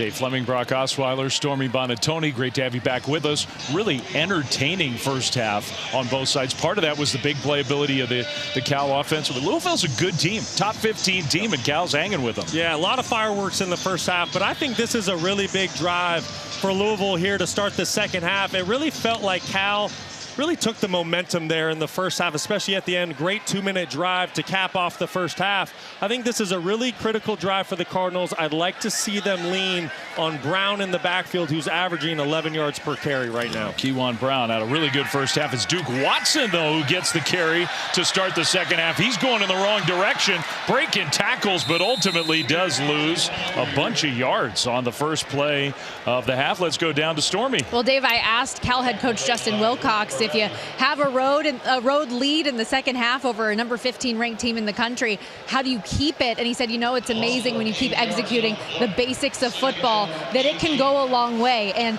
offensively, he really liked what they were doing, but with the kicking issues, said they really need to make sure they can finish drives with touchdowns. On defense, he said third downs and being opportunistic, if they have the opportunity to get their hands on the football, they have to do something with it. So challenging DBs and all of his defensive players, punch the ball out, do whatever you can to create some momentum on that side. Second down and very long. Thank you, Stormy. Lots of good info there. Now, exactly what Stormy was talking about. Zeke Massis intercepts Miller Moss. He got his hands on it. He secured the ball, and Cal comes up with a turnover on the second play of the second half. Tell you what, Zeke Massis, he is just such a savvy corner. He's going to play a deep third here, and you're going to see he's supposed to kind of go inside with the defender, but he ends up falling off the route, makes a tremendous play, and this is just his spatial awareness, understanding route concepts. You see how he falls off of the receiver that he was initially in coverage with. This is one of the best cover corners in all of America. His instincts are outstanding, his leadership. He leads the ACC in pass breakups, and you see him there making a huge play here to start the second half. That was a good little breakdown by you that showed what a really instinctive and good play that was. So Cal football right away. Handoff to Raphael, who did some nice things in the first half. He gets stopped for basically no gain. You know, and those are just, that's a situation that it is just so difficult to coach. Zeke Massis, a senior, he's played a ton of football between FIU and now his first year at Cal. He just has such a great feel for the game, great route recognition, and here's a massive opportunity for this Cal football team. Sure feels like it after a touchdown in the very last seconds of the first half, an immediate turnover. Raphael in the backfield. Songapolatele throws. Pass caught. Missed tackle. Turn up field by Mark Hamper. And a good catch and run by him for a first down inside the 25. And Justin Wilcox said it to Stormy at halftime. He said it's amazing what you can accomplish when you don't have the self-inflicted wounds. He said to us this week, we just need to do the basics. We need to block better, we need to tackle better, and we need to stop hurting ourselves. That's what they're doing right now. But on the flip side, Louisville, they're starting to build up some self-inflicted wounds. Can we snap the ball cleanly? Can we block for 3 seconds? It was a pretty simple ask from the head coach. That one incomplete. DeJesus was out there. Some double coverage in the area. Second down. You know, you look at the last month for Cal, and they lost their last 3 out of 4 games coming into this game tonight. And really, you look at the last 2. If it wasn't for those self-inflicted wounds against Virginia and Virginia Tech, they probably come away with wins. So that was the message from Justin Wilcox. Just don't beat ourselves. Second and 10 for Cal. After the turnover deep in Louisville territory, DeJesus comes in motion. Songapolatele is going to swing it out to him. And a great open field tackle for a loss. Just a beautiful play. That's Antonio Watts. Watts, the do-it-all defender for the Louisville Cardinals. Keep an eye on number 9 getting right through that block. Excellent job of recognizing what Cal's trying to do. This is a big-time player. He's created a lot of takeaways for his defense this year. About time that he shows up and makes an impact on the ball game tonight. Loss of 3. Cal's in borderline field goal range. 3rd and 13. Songapolatele, little play fake. Steps up, throws, and that one is caught. Wow, what a catch by DeJesus in traffic. Another ball caught by Jacob DeJesus. Gain of 14 and enough for a first down. Well, just another great play designed by Brian Harsin. Here's DeJesus, and watch how he uses the man pick here to create a little bit of separation with Holloway. Beautiful play design, great throw and catch. I mean, really, that is pretty darn good coverage by Tayon Holloway. Once again, there's no defense for the perfect throw. JKS putting that football exactly where it needed to be. It truly was. So they're going to review that play. And I guess trying to make sure that he actually caught the ball and controlled it all the way through the end of the catch. I thought he did, but they're going to stop play and confirm that. So we're going to step aside while the replay officials take over and take one last look. Brock, what do you think? From every angle I've seen thus far, I think it's a catch. Ooh. I don't know. We'll see when we come back. Hey, a big moment just seconds ago. The referee came on the microphone, ruling of completed pass overturned, incomplete. Yeah, and really good call by the officials. After a second look, the receiver, you have to have complete and continuous control throughout the process of the reception. You see the football, it touches the ground. DeJesus not able to bring it in for his young quarterback. Well, instead of first down, Cal inside the 20. It's a 45-yard field goal try for Chase Meyer. Trying to turn the turnover into points. Snap, hold, kick on the way. And that kick is good. So Cal converts. Nice kick there from Chase Meyer. And for the Bears, something positive after the interception. They get 3 points out of it. Well, for Justin Wilcox's team is up by a touchdown, 20-13. Long way to go in this one. Coming up after the Wake Forest Virginia game, which right now is over on ESPN. We might talk about that game at the end of this promo. We got some NBA on Saturday night. Suns at Clippers.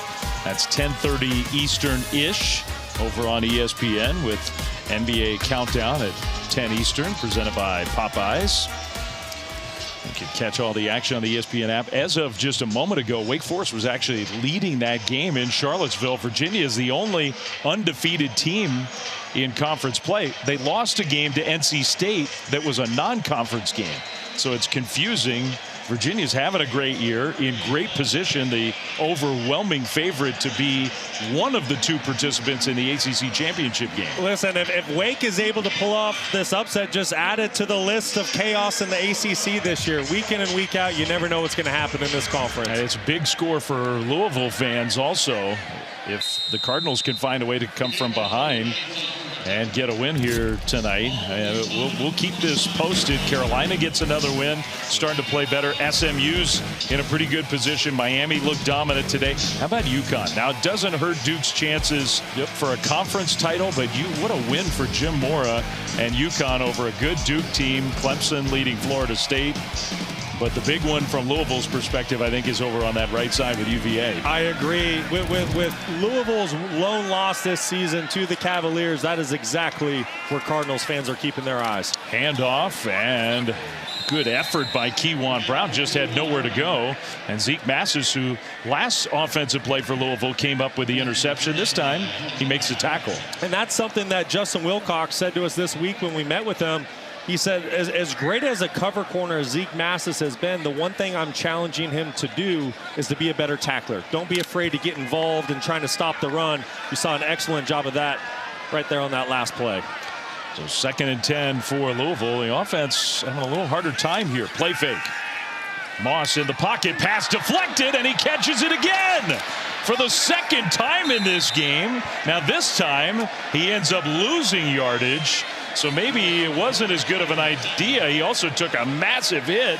It's his second reception off a tip pass. And it's so tough because when you see the ball in the air as the quarterback, you want to go make a play. But really, you just need to bat this football down, save the field position, because now you're looking at a 3rd and extra long.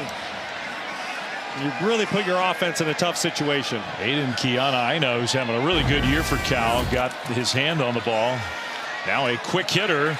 Out into the right flat. Penalty flag thrown behind the play. Moss took a hit. The tackle a yard short of the first down. Let's see. Chris Bell, good catch and run. Was Moss hit late? Personal foul. Roughing the passer. Defense number 19. The 15-yard penalty added to the end of the play. Automatic first down. What a big penalty that is against Cal. That's on 19, Odera Okaka. And this is just unnecessary. You're going to see Moss clearly has the football out of his hand. You don't need to make that hit. You're getting ready to get off the field and give the football back to your offense. That is one of those self-inflicted wounds that have continued to hurt this Cal football team throughout the process of the year. That's a huge penalty. It makes the play a big one. The yardage from the pass and run, and then the penalty yardage on top of it. Louisville all the way out to the 49-yard line. Handoff, Kewan Brown, left side. Good run into Cal territory, down to the 45, maybe even the 44-yard line. So what a sequence there. The tip ball instead of maybe an interception or another Cal turnover. Louisville got another chance, and the penalty gives them a first down. And great teams take advantage of those so-called gifts, if you will. You got to think about it. Louisville came out of halftime, turnover. They're able to hold Cal to a field goal. Kind of had some wonky plays here on this drive, but now you're driving and you just cross midfield. Completes a pass. Moss does, right sideline. And the tackle out of bounds. 2 penalty flags thrown. Colin Lacey with the catch. In fact, maybe 3 flags came out. Was that a face mask? Yeah, it certainly was.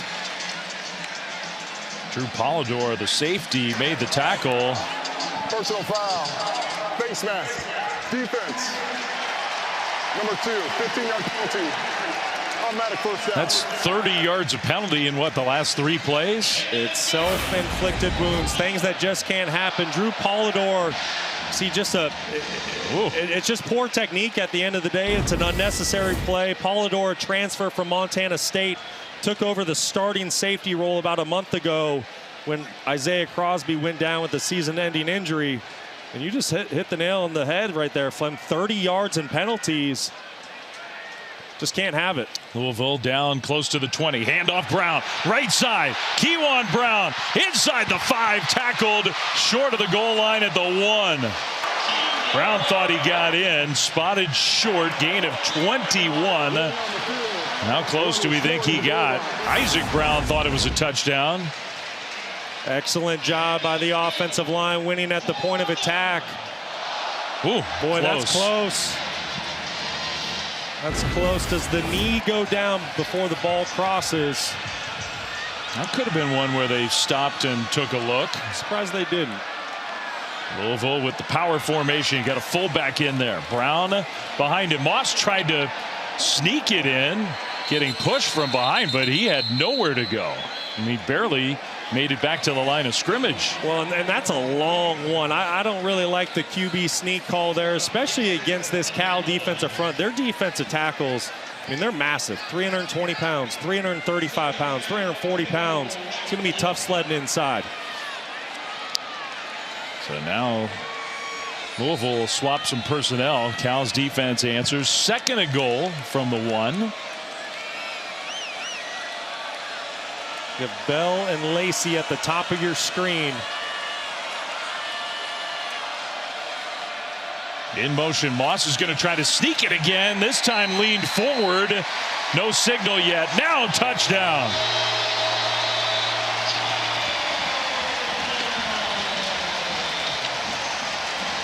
And Louisville's an extra point away from tying this game. 2 big penalties on a 75-yard drive, and give the Cardinals credit for taking advantage. Absolutely, and a lot of credit to the offensive line, making some big holes in the run game, giving Miller Moss time to operate from the pocket and punching that football in with the QB sneak. Just excellent pad level down there on the goal line.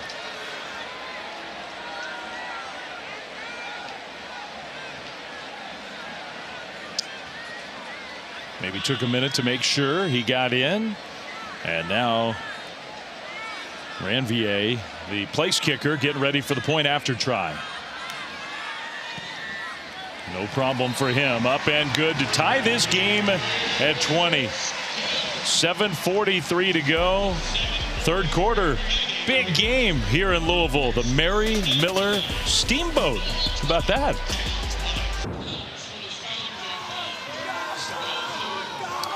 Well, there's the Taco Bell Live Más student section. Only one student section can claim the title of Live Más student section of the year. Who will take home the trophy this year?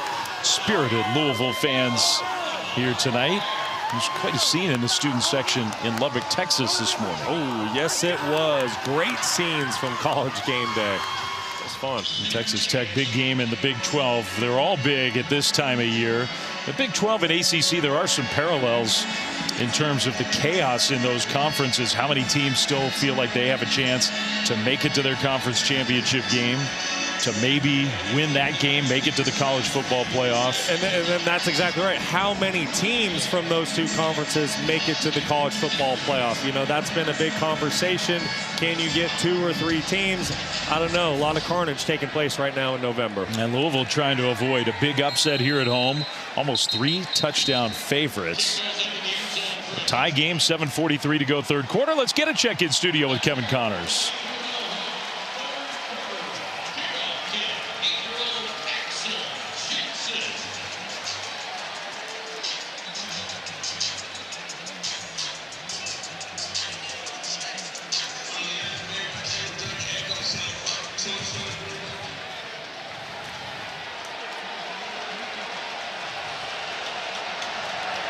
All right, thanks, Kevin. Thanks, Trevor. Good update there. A little jet sweep action. First play from scrimmage for Cal, and good speed by their wideout, Karan Adams, who tried to sort of tightrope down the sideline. I think got stopped and pushed out a little bit short of a first down by Caleb Perry. Boy, if I'm Brian Harsin, Karan Adams is somebody I'm going to find a way to get the football to more. He has not had many touches coming into this football game. With the transfer from South Dakota, you saw it on that last play. He can flat fly. First carry for anybody other than Kendrick Raphael in the whole game for Cal. Sangapolatele, their outstanding young quarterback, tried to shovel it to Raphael, incomplete. A little improv play, but it came up short. So now it's third down. If you're just joining us, if you're watching that Alabama game that's now at halftime, this young man has played some great football. He's been excellent, nearly perfect tonight, but what you just saw in that last play, Ron English and his defense starting to affect the game with the quarterback, getting pressure on him. That defensive line starting to tee off. They need to make more plays like that and get the young quarterback uncomfortable. Big play here on both sides. Louisville's defense looking for a stop. Play fake. Sangapolatele trying to find somewhere to go with the ball. He finds Grizel open for a first down, then gets bent backwards at the end of that play. That looked awkward, but first and 10 Cal. Boy, for a makeshift offensive line, this is an offensive line that has really struggled all year long. This is a new starting lineup. The time that they give JKS to throw that football on third down, that is big time. Without that type of protection, JKS is not able to deliver. Credit that offensive front. Reworked, reorganized, and they've played well tonight for Cal. First and 10 Bears outside their own 40. Raphael in the backfield, handed off to him, and he'll get to the 45, maybe the 46. Short gain on first down. Transferred inside the conference, of course, went from NC State to Berkeley. So not like he just sort of walked next door and transferred, but no, and he's been excellent and really didn't start the year as the starting running back. LJ Johnson Jr., who's injured right now, really got the nod in week 1, but Raphael, someone who just kept working at it, got more opportunities, and he's put together a very nice season. He sprints out wide left on second down. Sangapolatele across the middle to Jesus with a catch, and this time I think he held on. It was a big play last time Cal had the ball where he could not secure a catch. First down Cal. That will be his 10th catch, and Jacob DeJesus now has exactly 100 yards receiving tonight. Well, he's having a big-time game and such a great talent, but it's the play design. You put 4 receivers at the top of the screen. It creates a one-on-one at the bottom of the screen for DeJesus. Louisville brings pressure. It's just an easy pitch and catch on the slant route. Tie game, Cal on the move, and now flags thrown. So the Bears, the penalties have started to pop up here. Offense, number 77, 5-yard penalty. That's Braden Miller. Braden Miller, who's fallen back into a reserve role, but he's back into the starting lineup tonight at right tackle. Just getting a little bit of a head start here. You have to wonder if JKS was trying to work a little bit of a hard count. Nevertheless, can't go backwards on 1st and 10. 6 Cal penalties for 50 yards. What, 35 of those penalty yards in the last 2 minutes of gameplay? I was going to say it was a really clean first half for the Bears. All of that is in the 3rd quarter. 1st and 15. Raphael gets the carry straight ahead, gets that penalty yardage back, and then some. Nice run for Raphael. 7 more yards on the ground. #1 player in college football in terms of percentage of rushing yards for his team. He's got a bigger percentage of rush yards for Cal than any other single running back in the country. Well, he has really been the bell cow. Cal came into the season with 3 running backs they really liked. Kendrick Raphael has completely taken that position over. Songa Politele across the middle. That one was caught. DeJesus again, contested catch. TJ Quinn with the tackle inside the Louisville 40 to set up a 3rd down and about 3. Once again, Brian Harsin taking advantage of matchups. Anytime you can get DeJesus matched up on a linebacker like you just had, advantage Cal. Great job overcoming the penalty on 1st and down to make this a 3rd and manageable. Don't be surprised if they keep the ball on the ground because it's 4-down territory.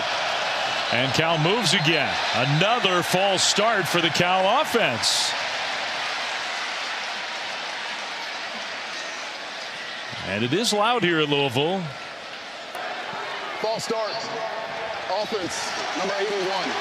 5-yard penalty. Still 3rd down. You just can't have it in these situations. It's 3rd and 3. It's a tie ball game. This is a critical moment in the game. JKS is asking for the football. He claps. But Bastian Swinney, who's in at center for the first time this year, doesn't snap the football. They have to communicate and get on the same page. And now you bring a whole different personnel group in. It was 3rd and 3. Now it's 3rd and 8. Outside of field goal range. That was a bad time for a penalty. Songa Politele into traffic, and DeJesus went up and snatched it. Wow, what a catch by DeJesus. And we'll see if he secured that one. 21 yards if it stands. Tell you what, Songa Politele, this kid is just unbelievable. That is a big league throw. He's just 19 years old, true freshman quarterback. He's unbelievable. I don't know what else to say. He reminds me of like a young left-handed Dan Marino. I mean, this kid, his accuracy down the field is second to none. There might not be a quarterback in the country who more consistently puts the ball exactly where it needs to be in those kind of tight window spots than this guy. DeJesus throws it back to Songa Politele, who throws it forward for a 1st down. Cal's breaking out all the trick plays tonight. Inside the 10, it'll be 1st and goal. Brian Harsin digging into his bag of tricks. Finding Landon Morris. I love it. DeJesus, who would have thought he could throw a football? Really involved in the offense tonight. It's his 3rd throw. I know, it's unbelievable. So fun. 1st and goal Cal. Tie game, late 3rd quarter. DeJesus gets shoved out of bounds. Quick catch and turn upfield. I mean, Cal is breaking out all the stops. I mean, they really are. And like you said, Flem, this is DeJesus. This is the 3rd time the wide receiver has thrown the football in this game.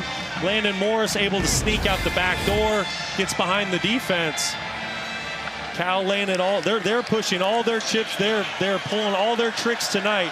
Brian Harsin calling a really great game. And technically, it won't go down as an actual pass because it was a backwards pass, but still, Raphael straight ahead run on 2nd and goal. Down inside the 5, trying to lean forward and get down to the 2. Now this is where the head coach has some decisions to make. You got 3rd and goal. You need 2 yards. I'm sure you're already thinking about, is this 4-down territory? Are we going to kick to take a lead? This is the 12th play of the drive coming up. Well, it's a decision that Justin Wilcox certainly does not want to make. We've seen Cal punch it in on the ground tonight. Expect a play action pass here. I'd like to get the quarterback outside the pocket. Under center. He is going to pitch it to Raphael, who gets upended. What a play by Tayon Holloway. Tripped him up and he lost yardage on the play. We'll see if that influences the decision here. No indication from the Cal sideline. The kicker's not coming on the field. Keep an eye on 25 right side of your screen. Does an excellent job avoiding the block, getting in the backfield. tripping up the back. And you know what? I don't mind this call by Justin Wilcox. When you're 5-4 on the year, you've lost 3 out of your last 4. You have the number 15 team in the nation on the ropes. I like the aggressive call. Jacob DeJesus is at the top of your screen. 4th and goal, and they moved again. That's the 3rd time on this drive. False start.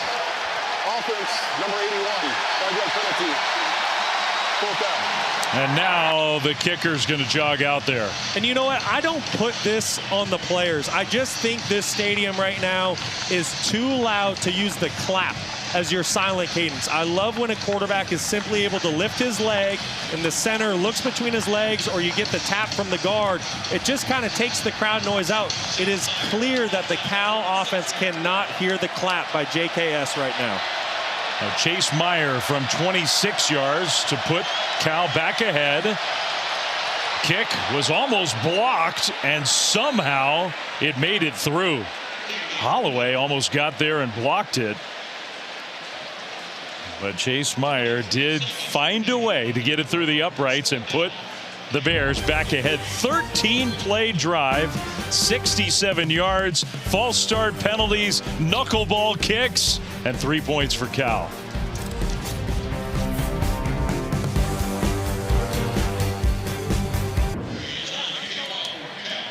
Another impressive drive for Cal. Penalties force the Bears to settle for a field goal. Their young quarterback is playing so well tonight.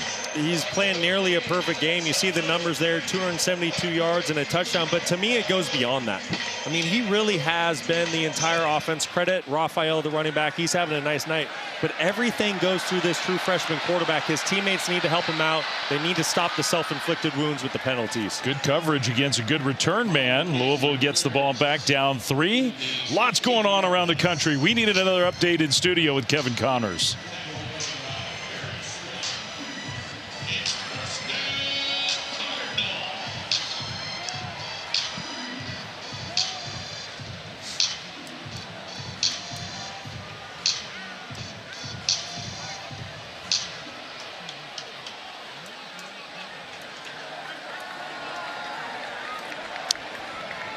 It's too bad. I think everybody would have liked to have seen. Navy's having a good year. Blake Horvath has been awesome, but without him, Navy's just a different team. Final play, perhaps, of the 3rd quarter. Duke Watson with the carry. And Louisville, they got lots ahead. They've got championship aspirations. They've got 15 minutes to make sure they don't get upset on their home field. We go to quarter number 4 with the Bears up by 3.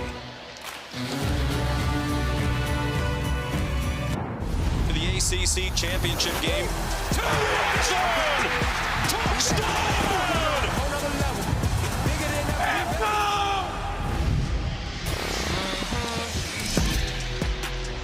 And if you think you know who's going to be in that ACC championship game, here's a hint. You don't. I mean, it's been chaos in this league.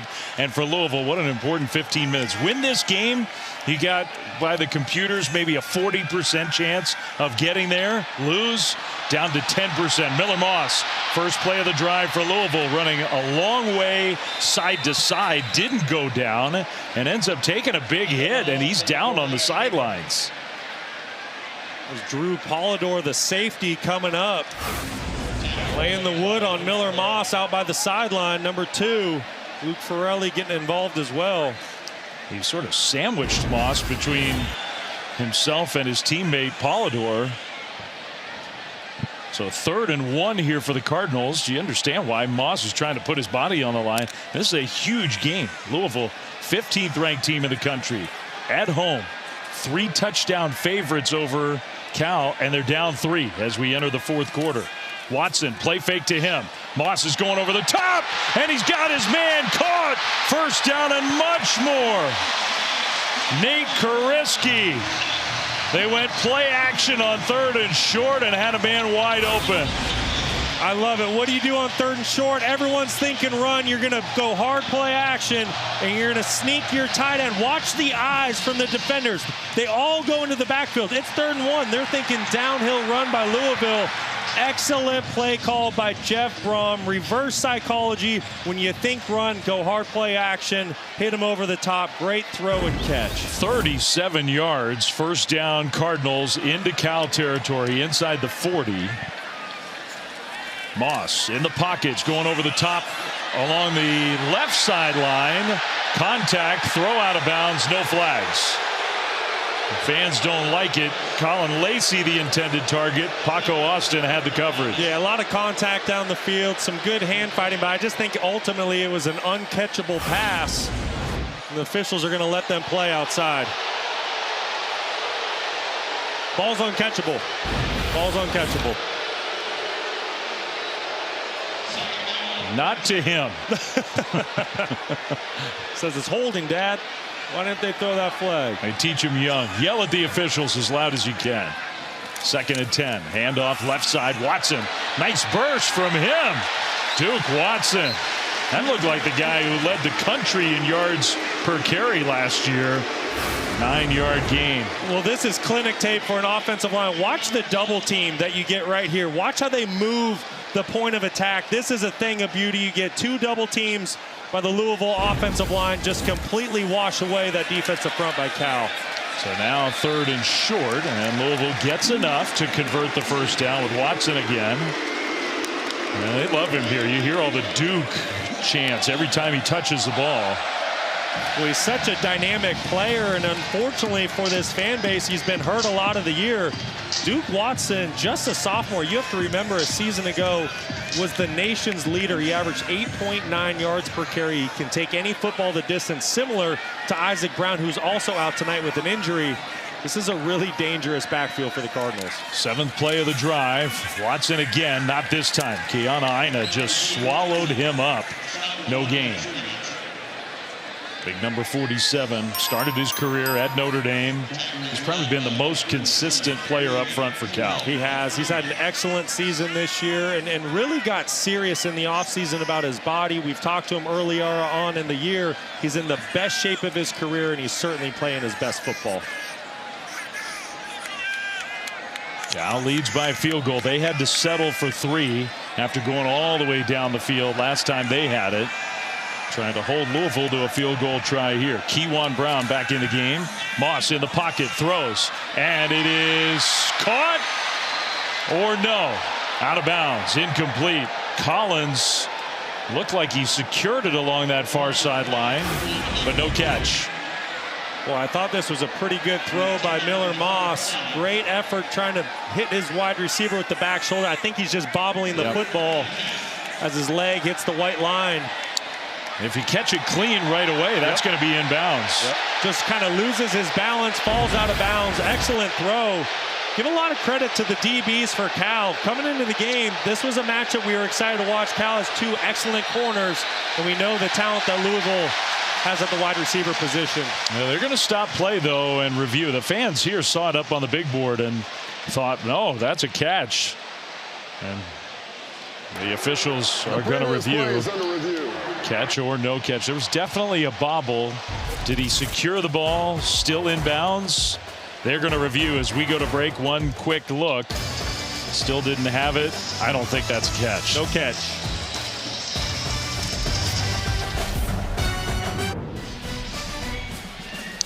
Welcome back to ESPN College Football Primetime, presented by Geico. Really entertaining game here in the ACC. Cal on the road, 23-20 they lead, 15th ranked Louisville. The call of incomplete pass after review was upheld. So it's 3rd and 10 Louisville from just outside the Cal 25-yard line. Brown the tailback, big 3rd down coming. It really is, and we haven't heard Chris Bell lately. He's right here. See if he can make a play on 3rd down. They hand it off to Brown, who made one man miss and then got tackled, trying to take Cal by surprise. And the Bears, even though Kewan Brown did a good job by making the first tackler miss, they were not really surprised. Field goal team comes out there. That was interesting. Yeah, that call by Jeff Brom really surprises me. Officials timeout on the field for injury. There's a Cal player down on the field. Maybe the safety Cam Sidney. Looks like Cam Sidney. They're thin in the secondary with some injuries, and he is hurting bad.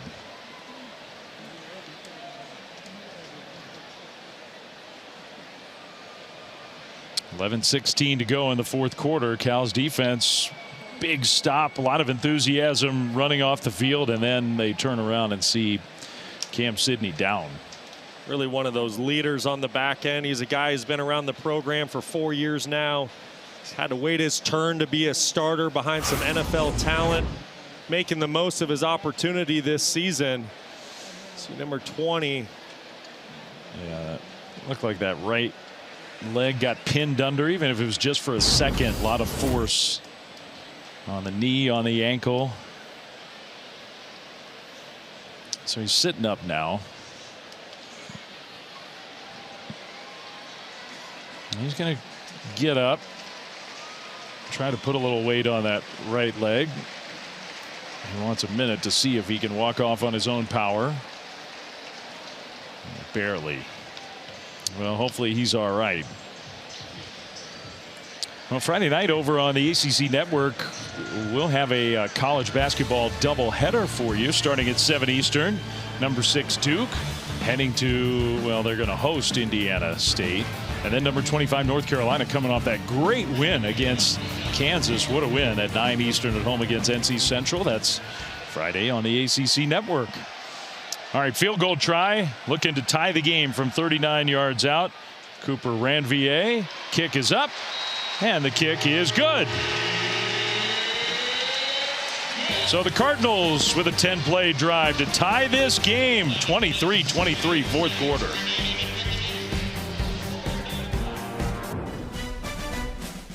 ESPN College Football Primetime is presented by Geico Switch and Save. Get more with Geico. All right, so you're planning a trip to Louisville. You could do a lot worse in heading to Swizzle. They'll make you a good old-fashioned. That looks pretty good. Smoky old-fashioned. Up on top of the old Gald House Hotel. And the restaurant rotates. You see the city, you see the river. I think it's worth checking off if you come to Louisville. I think so. Especially if you get one of those old fashions. Dave Fleming, Brock Osweiler, Stormy Bonatoni. Really good game here in the state of Kentucky. 23-23, 11 minutes to go. Kickoff through the end zone. Cal's offense comes back on the field. And this Cal offense, there have been no shortage of explosive plays tonight. Jaron Kiave, Sangupolo-Tele from the get-go tonight. This one to Karan Adams down the field, little half roll. Hits Adams, who just has absolute jetpack on him. Just a speedster down the field. Then later on, watch all the eye candy that goes out to the flat. You have a tight end, you have a running back. It gets the Cardinals' eyes in the backfield. It allows De Jesus to get behind the secondary. And I tell you what, there's just 2 examples, but there's about 7 or 8 plays where JKS and this offense, they've just been perfect tonight. Here he goes again, trying for a back shoulder throw, incomplete. Cal wanted a flag, but no penalty flag thrown. It's second down. And those explosive plays, that was really a big key for this Bears football team coming into the game. They've really struggled at creating chunk plays down the field coming into tonight. No problems. Brian Harsin put together an excellent game plan, and JKS has been spot on. But now 2nd and 10 for the Bears. Last drive had a hard time communicating. Bunch of penalties before the snap. Get it snapped cleanly here to Jesus. Almost a backward pass, turned it upfield along the sideline, but got shoved out of bounds and only got maybe a yard. The Jesus having a career night. That's his 14th catch of the ball game. Those little quick swing screens, that's just an extension of the run game for Cal. Let's get the football out to the perimeter. Let's give it to one of our best guys in space and see what he can do with it. But here we go at 3rd and 9. I expect Louisville to pin their ears back and come after the young quarterback. Here they come. Sangupolo-Tele on the run. He's going to throw, and it's incomplete. Trying to hit the tight end Morris. Louisville's defense, that's a big stand. They forced the 3 and out. Well, I really like Ron English, what he does here defensively. He's going to heat up the young quarterback. Keep your eye right here. This extra pressure gets JKS off his spot. He's not able to deliver the football down the field. You see the pocket collapse. And that's a defensive coordinator dialing up pressure at the right time and getting the football back to his offense. Brooke Honore, only the 2nd 3 and out of the game for Cal. They haven't punted much. They've had a really good offensive night. Gets the punt off. and angles that to the sideline, which is not a bad idea with Colin Lacey as the dangerous return man. So now the Louisville offense back on the field, and without Isaac Brown, their top playmaker in the backfield, Kewan Brown, has been excellent. He really has, and really making the most of his opportunity to be running back number one, first time ever in his career. And he's been excellent tonight. 12 carries, 121 yards, averaging over 10 yards per carry. And just look at also what the offensive line has done for him. As a running back, you can never do it all on your own. I think that front five up front, the tight ends, they've been excellent with their run blocking schemes. And if Louisville's going to get the win tonight, they need more Brown here in the fourth quarter. Brown runs. Brown, tough running outside the 45 to the 46. Another good rush for the sophomore Kewan Brown. Gain of 6 on first down. There just aren't that many teams. Isaac Brown has been arguably the best big play running back in all of college football. He's out. He's not just out tonight. He's going to miss a few weeks. There's Isaac. And Kewan Brown has just been excellent. Isaac Brown, Kewan Brown, Duke Watson. I mean, it's really a three-headed monster. Pick your poison. That's a lot of talent in the backfield for Louisville. Kewan Brown gets it again. Stacked up, penalty flag thrown, though. So as it stands, that's a first down. That could be a big one against Louisville. We'll see. Holding. Offense number 70. 10-yard penalty. Replay second down. Trevante Sylvester, the left tackle. Left tackle, Trevante Sylvester. You're going to see working inside, just kind of gets his hands a little bit outside the frame. That's what the official saw. Anytime an offensive lineman doesn't have his hands on the defender's chest and he kind of gets him out wide around the shoulders, that's when you see those flags fly. I mean, there wasn't a ton there, but I think you're right. That defender's body starts to turn. I agree. I think it looked worse to the official than it really was. So second down and 14 instead of first and 10. Play fake to Brown. Moss in the pocket trying to step up, and he's not going to get away. TJ Bush sacks him. Back inside the 30. Another loss on that play. A loss of 6. Well, just a really good job of collapsing this pocket by the Cal defensive front. You're going to see good push by the defensive tackles. Then the defensive ends, they rush to the level that Miller Moss drops to. Then they cage him in and they start to squeeze the pocket. Really good discipline by that defensive front. I mean, before that penalty, it was going to be first down across midfield at the Cal 48. Now it's third down and 21, back inside their own 30. Swing it out left side. And one missed tackle. Good effort by Colin Lacey, but just had too far to go on third and 21, and the Cal defense holds. And both teams tonight have had moments of self-inflicted wounds that have killed drives, but anytime you get an offensive holding and then you follow that up with a sack, you just can't have it. And now the football is coming back to Cal.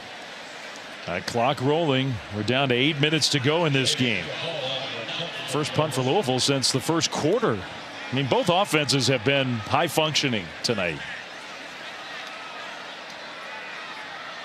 DeJesus having a huge game as a receiver. Back trying to get an opportunity as a returner, but a nice high punt.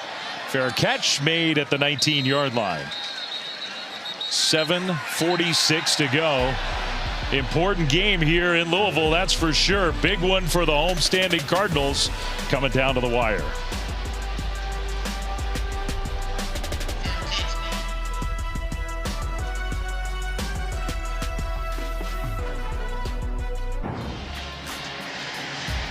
It's our game track brought to you by Coca-Cola. Cal on the road, big underdogs against 15th ranked Louisville. This game has been close the whole way through. Jaren Kiave-Sangapolatele having a big night. The freshman quarterback, 273 yards, so many brilliant passes. Jacob DeJesus, 14 catches over 130 yards. And Kewan Brown having a great night on the ground for Louisville. The Cardinals defense back on the field. Cal's offense out there. Kendrick Raphael made the first man miss. Nice tough run for a gain of 4. Let's go down on the field to Stormy. Well, Dave, Jaren Kiave-Sangapolatele typically on the sideline is pretty reserved and workmanlike. He comes off the field, sits in, looks on the iPad, talks to Brian Harsin. he has been pretty fiery this quarter. He went to his teammates and said, we know what we got to do right here. He said, show them who we are. They're not prepared when we play like we show who we are. Grown up before everybody's eyes. Another carry. So Cal so pass heavy all game. Back-to-back runs and positive runs, but now you're faced with a third down right away. Yeah, great report by Stormy. You got to love the vocal leadership by the true freshman quarterback, but here's a pivotal third down play here midway through the fourth quarter. Can Ron English's defense get off the field and protect this home field environment? We'll see if they bring pressure here on the true freshman quarterback. Third and a long 2 for the Bears. Sangapolatele with time. He throws incomplete. It went right through the hands of Mark Hamper. I mean, it had a lot of mustard on that pass, but Hamper had a chance to catch it and did not. Well, it was certainly a fastball. You're right about that. A lot of heat on that. Would have been a tough catch by Hamper, but he did have opportunity. I want you to see the coverage by the Cardinals here. Where's JKS supposed to go with this football? I mean, every wide receiver is just wired up. Great job in man coverage by Louisville. And I love that call by Ron English. It's third and short, backs against the wall. We're going to play man coverage and get after it. Great stop by Louisville. Back-to-back punts for Cal.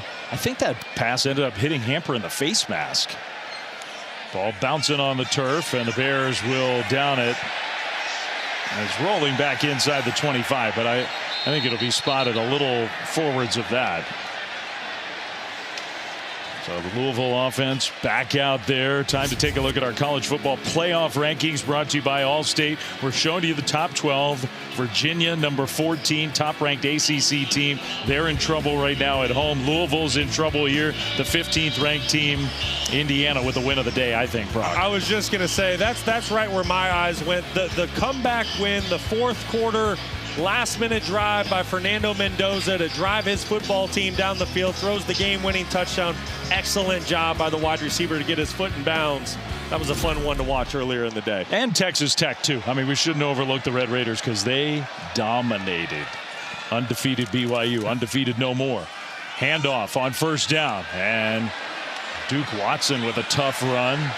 He's not just all speed. I mean, that could have been a loss. Instead, he ends up getting 4, close to 5 yards on first down. Just an excellent effort by Duke Watson. Luke Farrelly is there to make the tackle for a loss, or if anything, just no gain.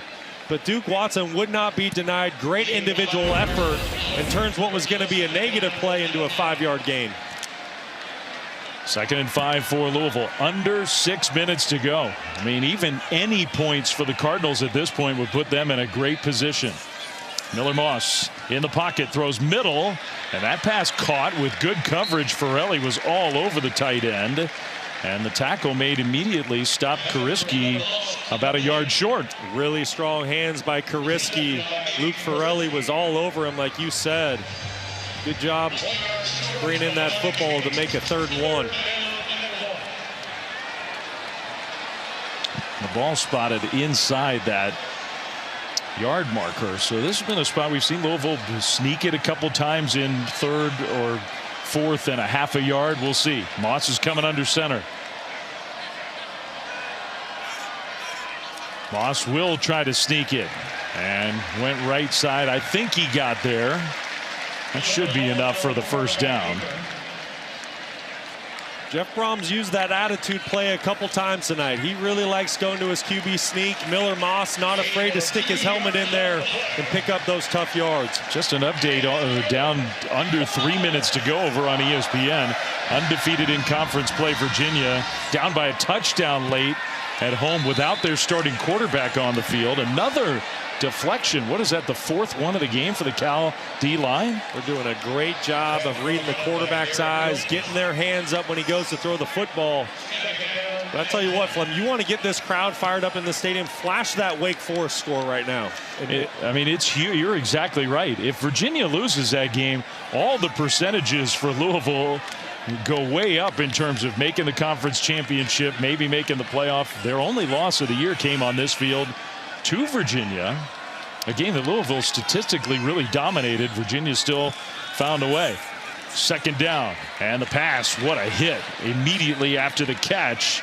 Open field tackle. Collins held onto the ball. Luke Forelli there to put the tackle on. This is a really good methodical drive by Louisville. They're chewing up some clock. They're picking up first downs.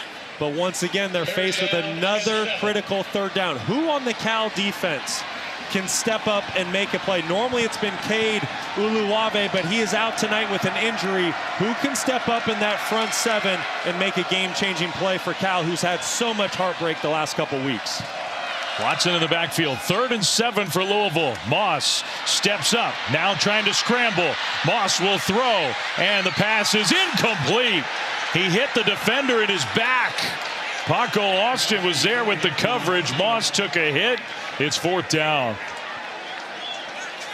That was a great job of Miller Moss keeping the play alive when the pocket broke down, got outside the pocket.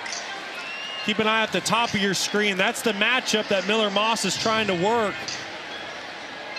Paco Austin not giving up on the play. He slips. Football hits him right in the back. And what a stop by the Cal Bears to get the football back to their offense with under 4 minutes to go. So we had no punts for a huge chunk of this game. Now the teams are just punting it back and forth to one another. And that's a beautiful punt. And I mean great. About as good as you can do. What a job by Dave Chapeau, who angled that one inside the 5-yard line, 49 yards plus, and no return. Cal's pinned deep. What a punt by David Chapeau is right. You couldn't have dropped it off in a better location. That's the exact play the Louisville team needed. And now you have the Cal offense backed up, noisy part of the stadium. Critical moment in the game. As good as JKS has been tonight for this Cal offense, can he put together a drive with his back against the wall? That was just a huge special teams play. 3:36 to go. And a handoff to give Cal some breathing room. Raphael straight ahead. He gets outside the 5, got 5 yards on first down. I tell you what, this offensive line is a bit of a makeshift unit. You have some new pieces in there. It's a new starting 5 tonight for the first time. I really think they played their tails off, and Kendrick Raphael has ran super hard and gotten a lot of really tough yards in between the tackles. 2nd and 5 Bears. Clock rolling. Tie game, 4th quarter. Raphael in motion. They fake it to him. Songapolatele, left sideline. DeJesus makes a catch and goes out of bounds. Another one of those back shoulder throws delivered perfectly. I tell you what, this true freshman is just truly unbelievable. The location of the throw, once again, it's the accuracy down the field, but then when you combine that with the poise, you heard it coming through your TV. The crowd is full throat. They're on their feet. He's backed up. You would never know that this is a 19-year-old true freshman delivering big time in the game's biggest moment. 24 yards, 1st and 10 Cal. Under center, Songapolatele. Play fake. Pressure comes. Retreating and throws incomplete. Ball knocked away. It'll be 2nd down and 10, back down to Stormy. And all that Brock has said about JKS is exactly why Justin Wilcox told us he could say with some conviction he wouldn't trade his guy for anyone. Said he's never been more convinced of a young quarterback than him. The way he sees the game, the accuracy, he does things you just can't teach repeatedly. And that is certainly true. I mean, this kid is special. He is a natural. And to think that he is just a true freshman putting his team on his shoulders, boy, is it unbelievable to watch. He'll throw that one out quickly to the right side. Catch and turn for Jordan King, but good open field tackle. D'Angelo Hutchinson is having a nice game. It's 3rd down. I expect wrong English here. I think Cal's going to let this thing go down to the 2-minute timeout. We're going to have a big 3rd down when we come back. No kidding. Game on the line here in Louisville. 15th ranked Cardinals tied with Cal. 2-minute timeout.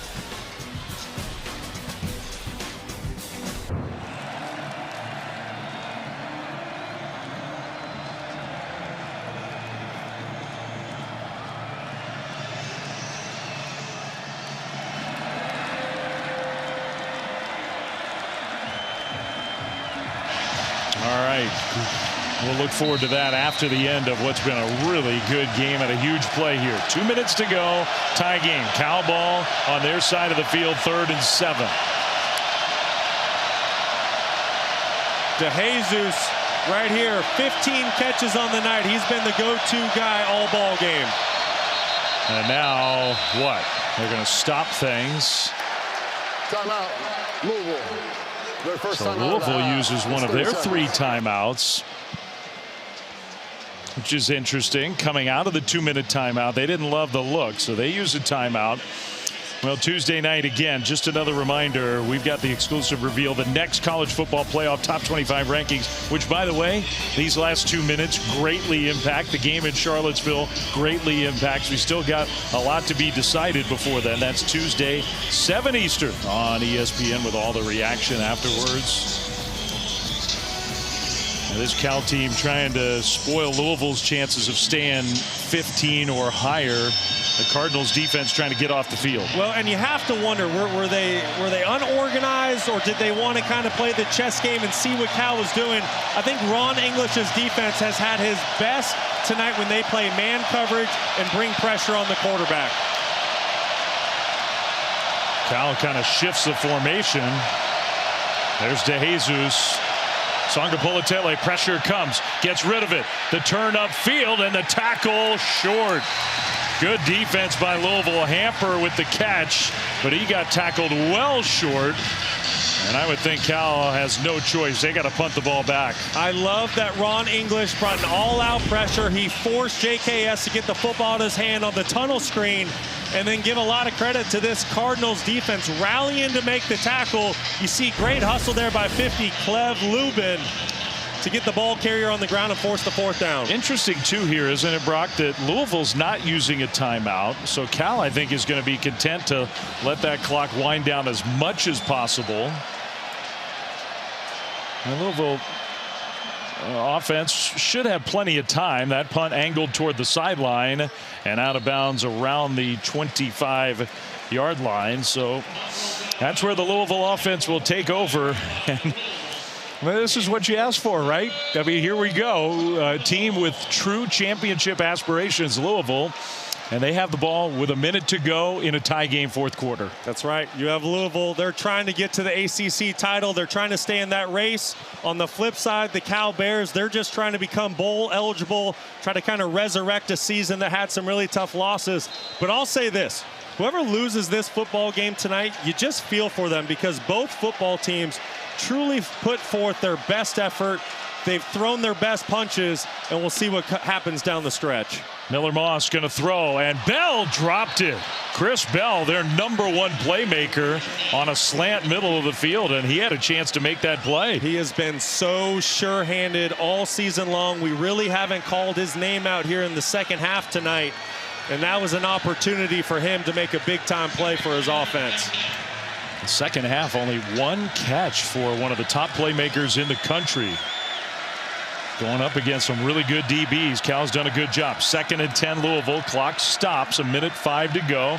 Cal has all 3 of their timeouts. Moss is going to throw a screen. Set up. Cal makes the open field tackle around the 30. Kewan Brown. And now Cal looks like they're going to use a timeout, with 3rd down coming and 56 seconds to go. Well, and now you see why Louisville didn't take a timeout when Cal didn't get their 1st down and they were punting, because they're afraid if they don't pick up a 1st down here, they didn't want to give the football back to Cal with too much time to go score. So I think that was a good decision to hold that timeout by Jeff Brom. But good job by Justin Wilcox to burn a timeout there, because if you can get off the field, there's plenty of time to go get in field goal range. It's been such an evenly played game. I mean, look at the time of possession is almost exactly even. The plays run almost exactly even. Cal's got over 400 yards. I mean, really, this is as competitive and close of a game as you could ever have. Well, and that's what I'm saying. It's just going to be complete heartbreak for whoever loses, because no one really lost this game. I mean, Cal, you could say that this is maybe their most complete game that they put forth this year. I think Louisville has done some really good things on both sides of the ball. Kewan Brown stepped up big time for the injured Isaac Brown. The question is, who's going to make the game-changing play late? 3rd and 5 out of the Cal timeout. Brown in the backfield. Miller Moss throws across the middle. Incomplete. Too high. Trying to hit Lacey. And so the Cal defense gets a stop. 53 seconds to go. Cal has 2 timeouts, and they're going to get the ball back. What a huge opportunity, and it was really just a missed throw by Moss. He had his wide receiver Lacey over the middle of the field. It was man coverage. He did a great job of winning. It was going to be a tight throw, but the ball was just a bit too high. And how about Cal? They put 2 different return men back, I think trying to avoid a sideline angled punt that bounces on the turf. Songa Politele waiting for another opportunity. You got both Grizel and DeJesus back to return, and an end-over-end wobbly punt, and not a good one. Oh my goodness. It's rolling in Louisville's favor, but it's going to be downed. They're going to wait. The clock will stop with 40 seconds left. Only 31 yards on the punt, and Cal's going to have it needing what, 25 yards to be in borderline field goal range. What an opportunity for this Cal offense here. Jaren Kiave, Songa Politele, what he's done this season as a true freshman, it truly has been historic when you look at ACC records, college football, what he's done. But think about what this opportunity is. 40 seconds, 2 timeouts. You need to get to about the 35, 40-yard line to feel decent about a field goal. And you have an opportunity here tonight to knock off the number 15 team in the country. Virginia has just lost. Wow. First conference loss for the Cavs. Songa Politele gets wrestled, and he's going down. The Louisville defense comes up with a huge sack. Wesley Bailey got there, and now Cal has to burn one of those 2 timeouts, and they're farther away from field goal range. Well, this is Bailey working on the left tackle, Nick Morrow, who was the day 1 starter for Cal, and then kind of got sent to the bench for a little bit for Frederick Williams, but back in the starting lineup. This is just pure effort by Wesley Bailey, running the hoop, winning with speed and power. And that's the game-changing play Louisville desperately needed. That's a bad time for your left tackle to just get blown by, but you got to give Bailey a lot of credit for that. So Cal now just 1 timeout, down to 35 seconds, and it's 2nd and 16. After the punt, you're thinking, man, Chase Meyer, he may have a chance to win this game. Now Cal is in a more precarious position.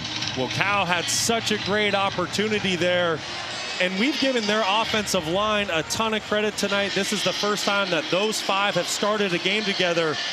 But right there, Wesley Bailey coming up with the big-time play when his football team desperately needed it. And you saw the 2 kickers. Myers, the primary kicker, but his career long is 45 yards. Murray's got more range in case they needed one, assuming he's healthy. The pass batted at the line of scrimmage. Incomplete. And Songa Politele got knocked backwards. Rene Conga got his hands up there. Well, this defensive line, they have their ears pinned back, and they are getting after this offensive line for Cal. And now Cal, you mentioned it a minute ago, they had great field position, but then you take the sack, the batted ball with 32 seconds here. It'll be interesting to see if Justin Wilcox tries to keep his foot on the gas or if he plays a little more conservative and tries to get this game to overtime. Your guy might be the best deep ball thrower in the country. Let him sling one down there, if you're asking me. Now timeout. Louisville. That second timeout and a half. It's 30 seconds. On the defensive side, Songa Politele still shaking out that hand. I think he got hit hard. Jeff Brom's not happy to have to waste a timeout there. So, all right, so up to the moment, now you got 4 teams at 5-1. Louisville trying to join SMU, Pitt, Virginia, and Georgia Tech after the Cavs go down without their top quarterback at home to Wake Forest. 6 teams with 1 loss right now in the ACC. We're in November. I mean, it is anybody's guess who's going to be playing in Charlotte for the title game in a couple weeks. This is going to be a really fun month. But with Virginia going down to Wake Forest, that's what Louisville desperately needed. That is their lone loss on the season. And they might need another loss from the Cavs, but Virginia's schedule is not a picnic. So the stakes are even higher for Louisville now with that Virginia loss. 3rd and 16 for Cal. 32 seconds to go. If you're going to throw the football, I'm looking at Tron Grizel. He's 6'4". He's at the bottom of your screen. Songa Politele back to pass. across the middle, incomplete. Some contact, no flag to Jesus, the intended receiver. The Cal bench just erupted. 29 seconds to go. And 4th and long, Cal will have to punt. I think the Cal bench thought the defender got to DeJesus just a tad early. What do we think? I mean, I just give Justin Wilcox credit putting the game in the hands of his true freshman quarterback. I think it's a pretty good no call. I do too. So now the special teams execution is huge. A punt toward the sideline and not a good one. Oh my goodness. Honore. Let's see where they spot this. They're still running. Still running. Oh my. Still running. Oh my. To midfield. Oh my. With 23 seconds left and a kicker who's got huge range. That's an 18-yard punt. In the Wilcox era, special teams has hurt him so many times. It comes up once again. And for Louisville, you're about 10 yards away from being in field goal range and having an opportunity to win the game. That could lose the game for Cal right there. About the only thing that you sort of could dream up that could lose the game. That's an 18-yard punt. Louisville's at midfield on 1st down. Miller Moss scrambling. Miller Moss gets sacked. The only thing that Louisville couldn't have happen is a sack. And now the Cardinals have to use their final timeout. I mean, credit the Cal defensive front, but this is a situation. Miller Moss has played too much football. He needs to understand he has a route outside. He can get this football out of his hand, prevent the sack, and get this drive started. Just needs to pull the trigger. You have to wonder if he wasn't able to see his wide receiver through that offensive line. And remember, the Cardinals used 2 timeouts on defense, not to stop the clock and save time, but because they wanted to get more organized or weren't organized or whatever it was. So instead of maybe at least having 1 remaining, they have no timeouts, only 16 seconds. Well, by the way, at the end of the play, Cal, I think, got away with one. They sure did. That's definitely a face mask on Kiana Ina. And now if you're Louisville in this situation, no timeouts. So you either have to work the sidelines or you have to throw the football beyond the line to gain so the clock can stop and you have time to spike it. 16 seconds left. Moss in the pocket. It's going to throw short. And Lacey turns it upfield, gets tackled. Louisville running out of time. Down to 6 seconds, down to 5 seconds. Can they get a play clocked down to 1? I don't know. The clock operator stopped it with 1 second. I just don't understand that play call. 16 seconds. You know you can't work short of the line to gain. You can't work the middle of the field unless you throw it beyond the sticks where the clock stops. Now your only hope is a Hail Mary. It's 4th down because you clocked it, so you lose that down. And you're right. I mean, all you can do is just heave one up. Otherwise, this game's going to overtime, which, considering the way it's been played, feels appropriate. Yes, it does. But man, Louisville had an unbelievable opportunity after that punt. Both teams, both offenses. You're right. Moss scrambling, and he'll go down. Incomplete. That's the final play of regulation. The Louisville fans are unhappy. This 7-1 team is getting booed right now as this game goes to overtime. Quick break and back for the extra period after this. Welcome to Overtime, presented by Cheez-It. It's crunch time. In the first overtime, each team gets a possession starting at the opponent's 25-yard line. If it goes to a second overtime, teams again start at the 25-yard line, but must attempt a 2-point conversion after a touchdown with no extra points allowed.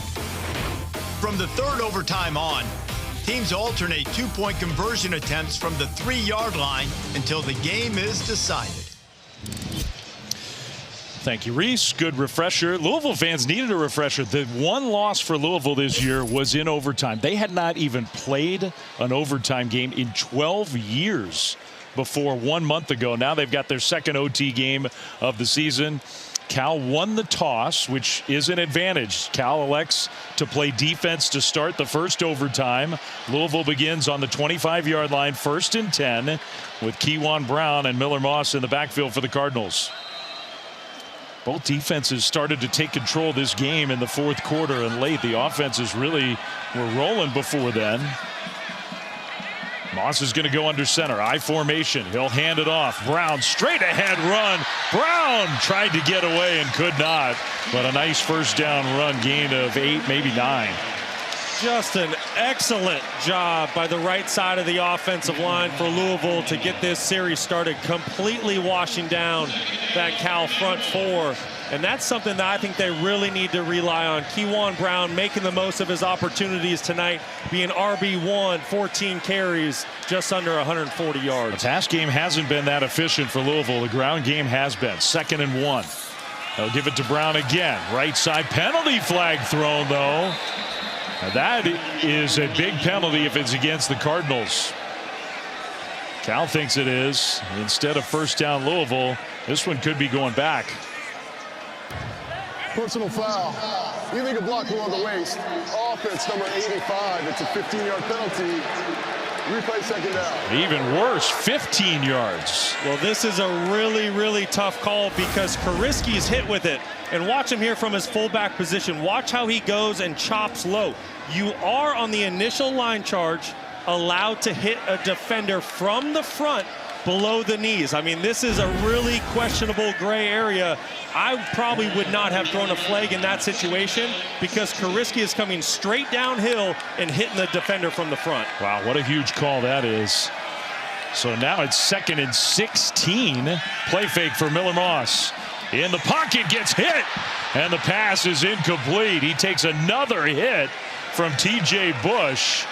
He had time there and got hit late. 3rd and 16. He had plenty of time, but T.J. Bush at the top of your screen, just relentless effort working on the left tackle, Sylvester.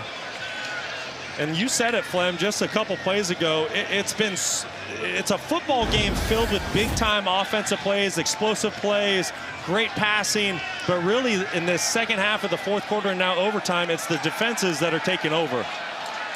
3rd and 16 for Louisville with Brown next to Moss in the backfield from the shotgun. 4-man rush. Moss throws across the middle, knocked away, incomplete. Incomplete. It's 4th and long. And Louisville has a lot of faith in their field goal game. They're going to need it here. This will be a long one for overtime. I tell you what, Paco Austin and Zeke Massis have just been outstanding tonight outside at their corner positions for Cal. They knew coming into the game they had a tall task going against Chris Bell and Colin Lacey, but they have been up for the challenge tonight. Ranvier, he's excellent, but this is 49 yards. The first possession of the first overtime. The hold, the kick on the way. Again, Ranvier, man, is he good. With plenty of distance to spare, right through the uprights.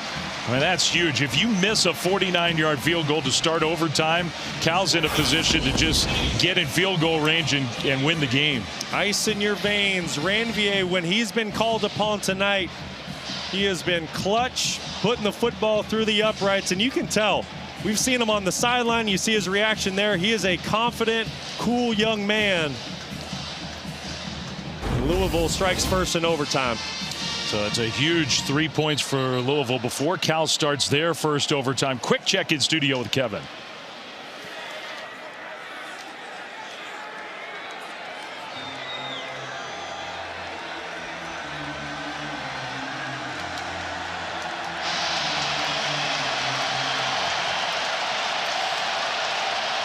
Now Cal, field goal to send it to a second overtime touchdown, wins the game for the Bears in what would be a huge upset. Songa Politele starts the overtime possession for Cal in the shotgun. 1st and 10. Looking to throw, and that one, man, DeJesus stretched out, and the pass hit the turf, incomplete. Trying to make a one-handed grab, incomplete. Career night for Jacob DeJesus, 15 catches, 155 yards. He's even thrown a couple passes. Brian Harsin has done an excellent job tonight putting his playmakers in position to have success. But he and Cal, they need some yardage here. Their field goal unit not as reliable. Sangapolatele swings it out, and Raphael juggles, catches it out of the air, makes a man miss, and goes down the sideline. Oh, my goodness.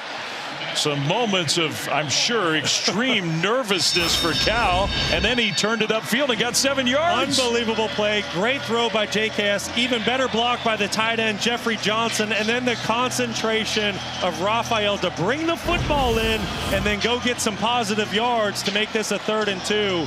What a crazy play. Crazy. Antonio Watts had a chance to tackle him. Instead, the 7-yard gain. It's 3rd down. Under center. Play fake. Rolling left. Dumping it short. Caught by Raphael. Makes a man miss. Stumbles inside the 10. Down to the 8 where it's going to be 1st and goal. Cal 8 yards away from an overtime win. Great play call by Brian Harsin. You're going to get your running back out to the flat, but you're going to use the guy that you've been using all game as your go-to guy as a decoy, bringing him back this way. It causes the defense to hesitate. Great play call by Harsin. Indeed it was. 1st and goal. And the handoff left side, just not a lot of room there. A yard, maybe 2 for the Bears. Louisville's already kicked a field goal to start this first overtime. This has been a close game from the opening kickoff. I mean, if Cal is able to pull off the upset tonight, Jaron Kiave, Sangapolatele, I mean, the legend is just going to continue to grow. He's already put together one of the great all-time true freshman seasons for any quarterback. But if he can beat one of the top defenses in the ACC, shoot, even in the entire country, what a win for this Cal team it would be.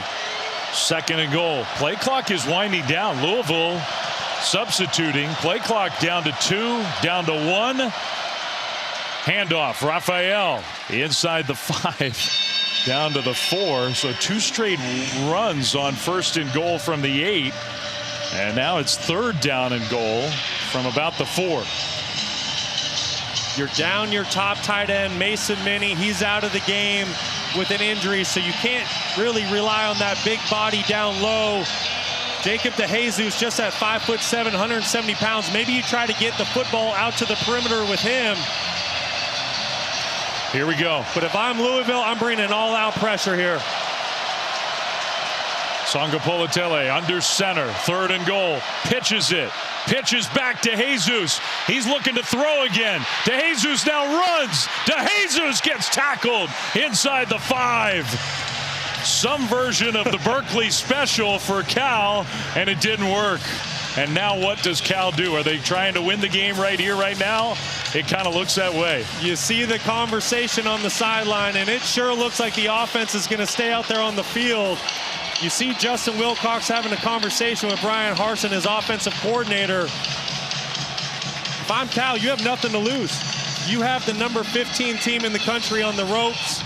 You're just a couple yards away from a victory. I like to go for it here. They have the timeout. They're letting that play clock wind down. It just gives them a little more time to kind of think things over. It'll be 4th and goal in the first overtime, and Cal will take a timeout. And this is, in a lot of ways, this is the beauty of college football. I mean, there are high stakes tonight. It's not like there aren't big stakes. Dave Fleming, Brock Osweiler, we've really enjoyed being here. You got a 7-1 team that's ranked 15th in those college football playoff rankings. You have a Cal team that's seen its season go in the wrong direction, and yet we've had as good, fun, entertaining of a game as you could possibly have. An excellent football game. Fireworks from the beginning. Great quarterback play, great running back play. But if you're Cal, yeah, you have one play and you can completely resurrect your football season. Yeah, and what do you think? If I'm Cal, I'm going for it here. You have a chance to win the game, knock off number 15, and that's what it looks like Justin Wilcox is going to go with. They've used a lot of trick plays, a lot of misdirection. One play to decide the game. Touchdown, Cal wins. A stop, Louisville wins. 4th down in overtime. And now Louisville's going to use its timeout. So they wanted to look at what Cal would show. If you're Cal, do you have the same formation? Do you change the play after Louisville got a peek at what you were thinking about doing? No, I think you need to change it up. And Brian Harsin, he's been calling plays for a very long time. He's been a head coach at Boise State, Arkansas State, Auburn. This isn't his first rodeo, so I have a good feeling he was anticipating that timeout, maybe expect a different personnel grouping, but certainly expect a different formation. In these situations, I love to give my quarterback multiple options. I want to get him outside the pocket where he has a run-throw option. And on the flip side, if I'm Louisville and Ron English calling the play, when there's a true freshman quarterback behind center, I want to speed up his internal clock and bring pressure, play man coverage behind it. Here we go. No more timeouts. Game will be decided right here, right now. 4th down in overtime. Sangapolatele takes a snap, looking to the end zone, fires, caught, touchdown! DeJesus!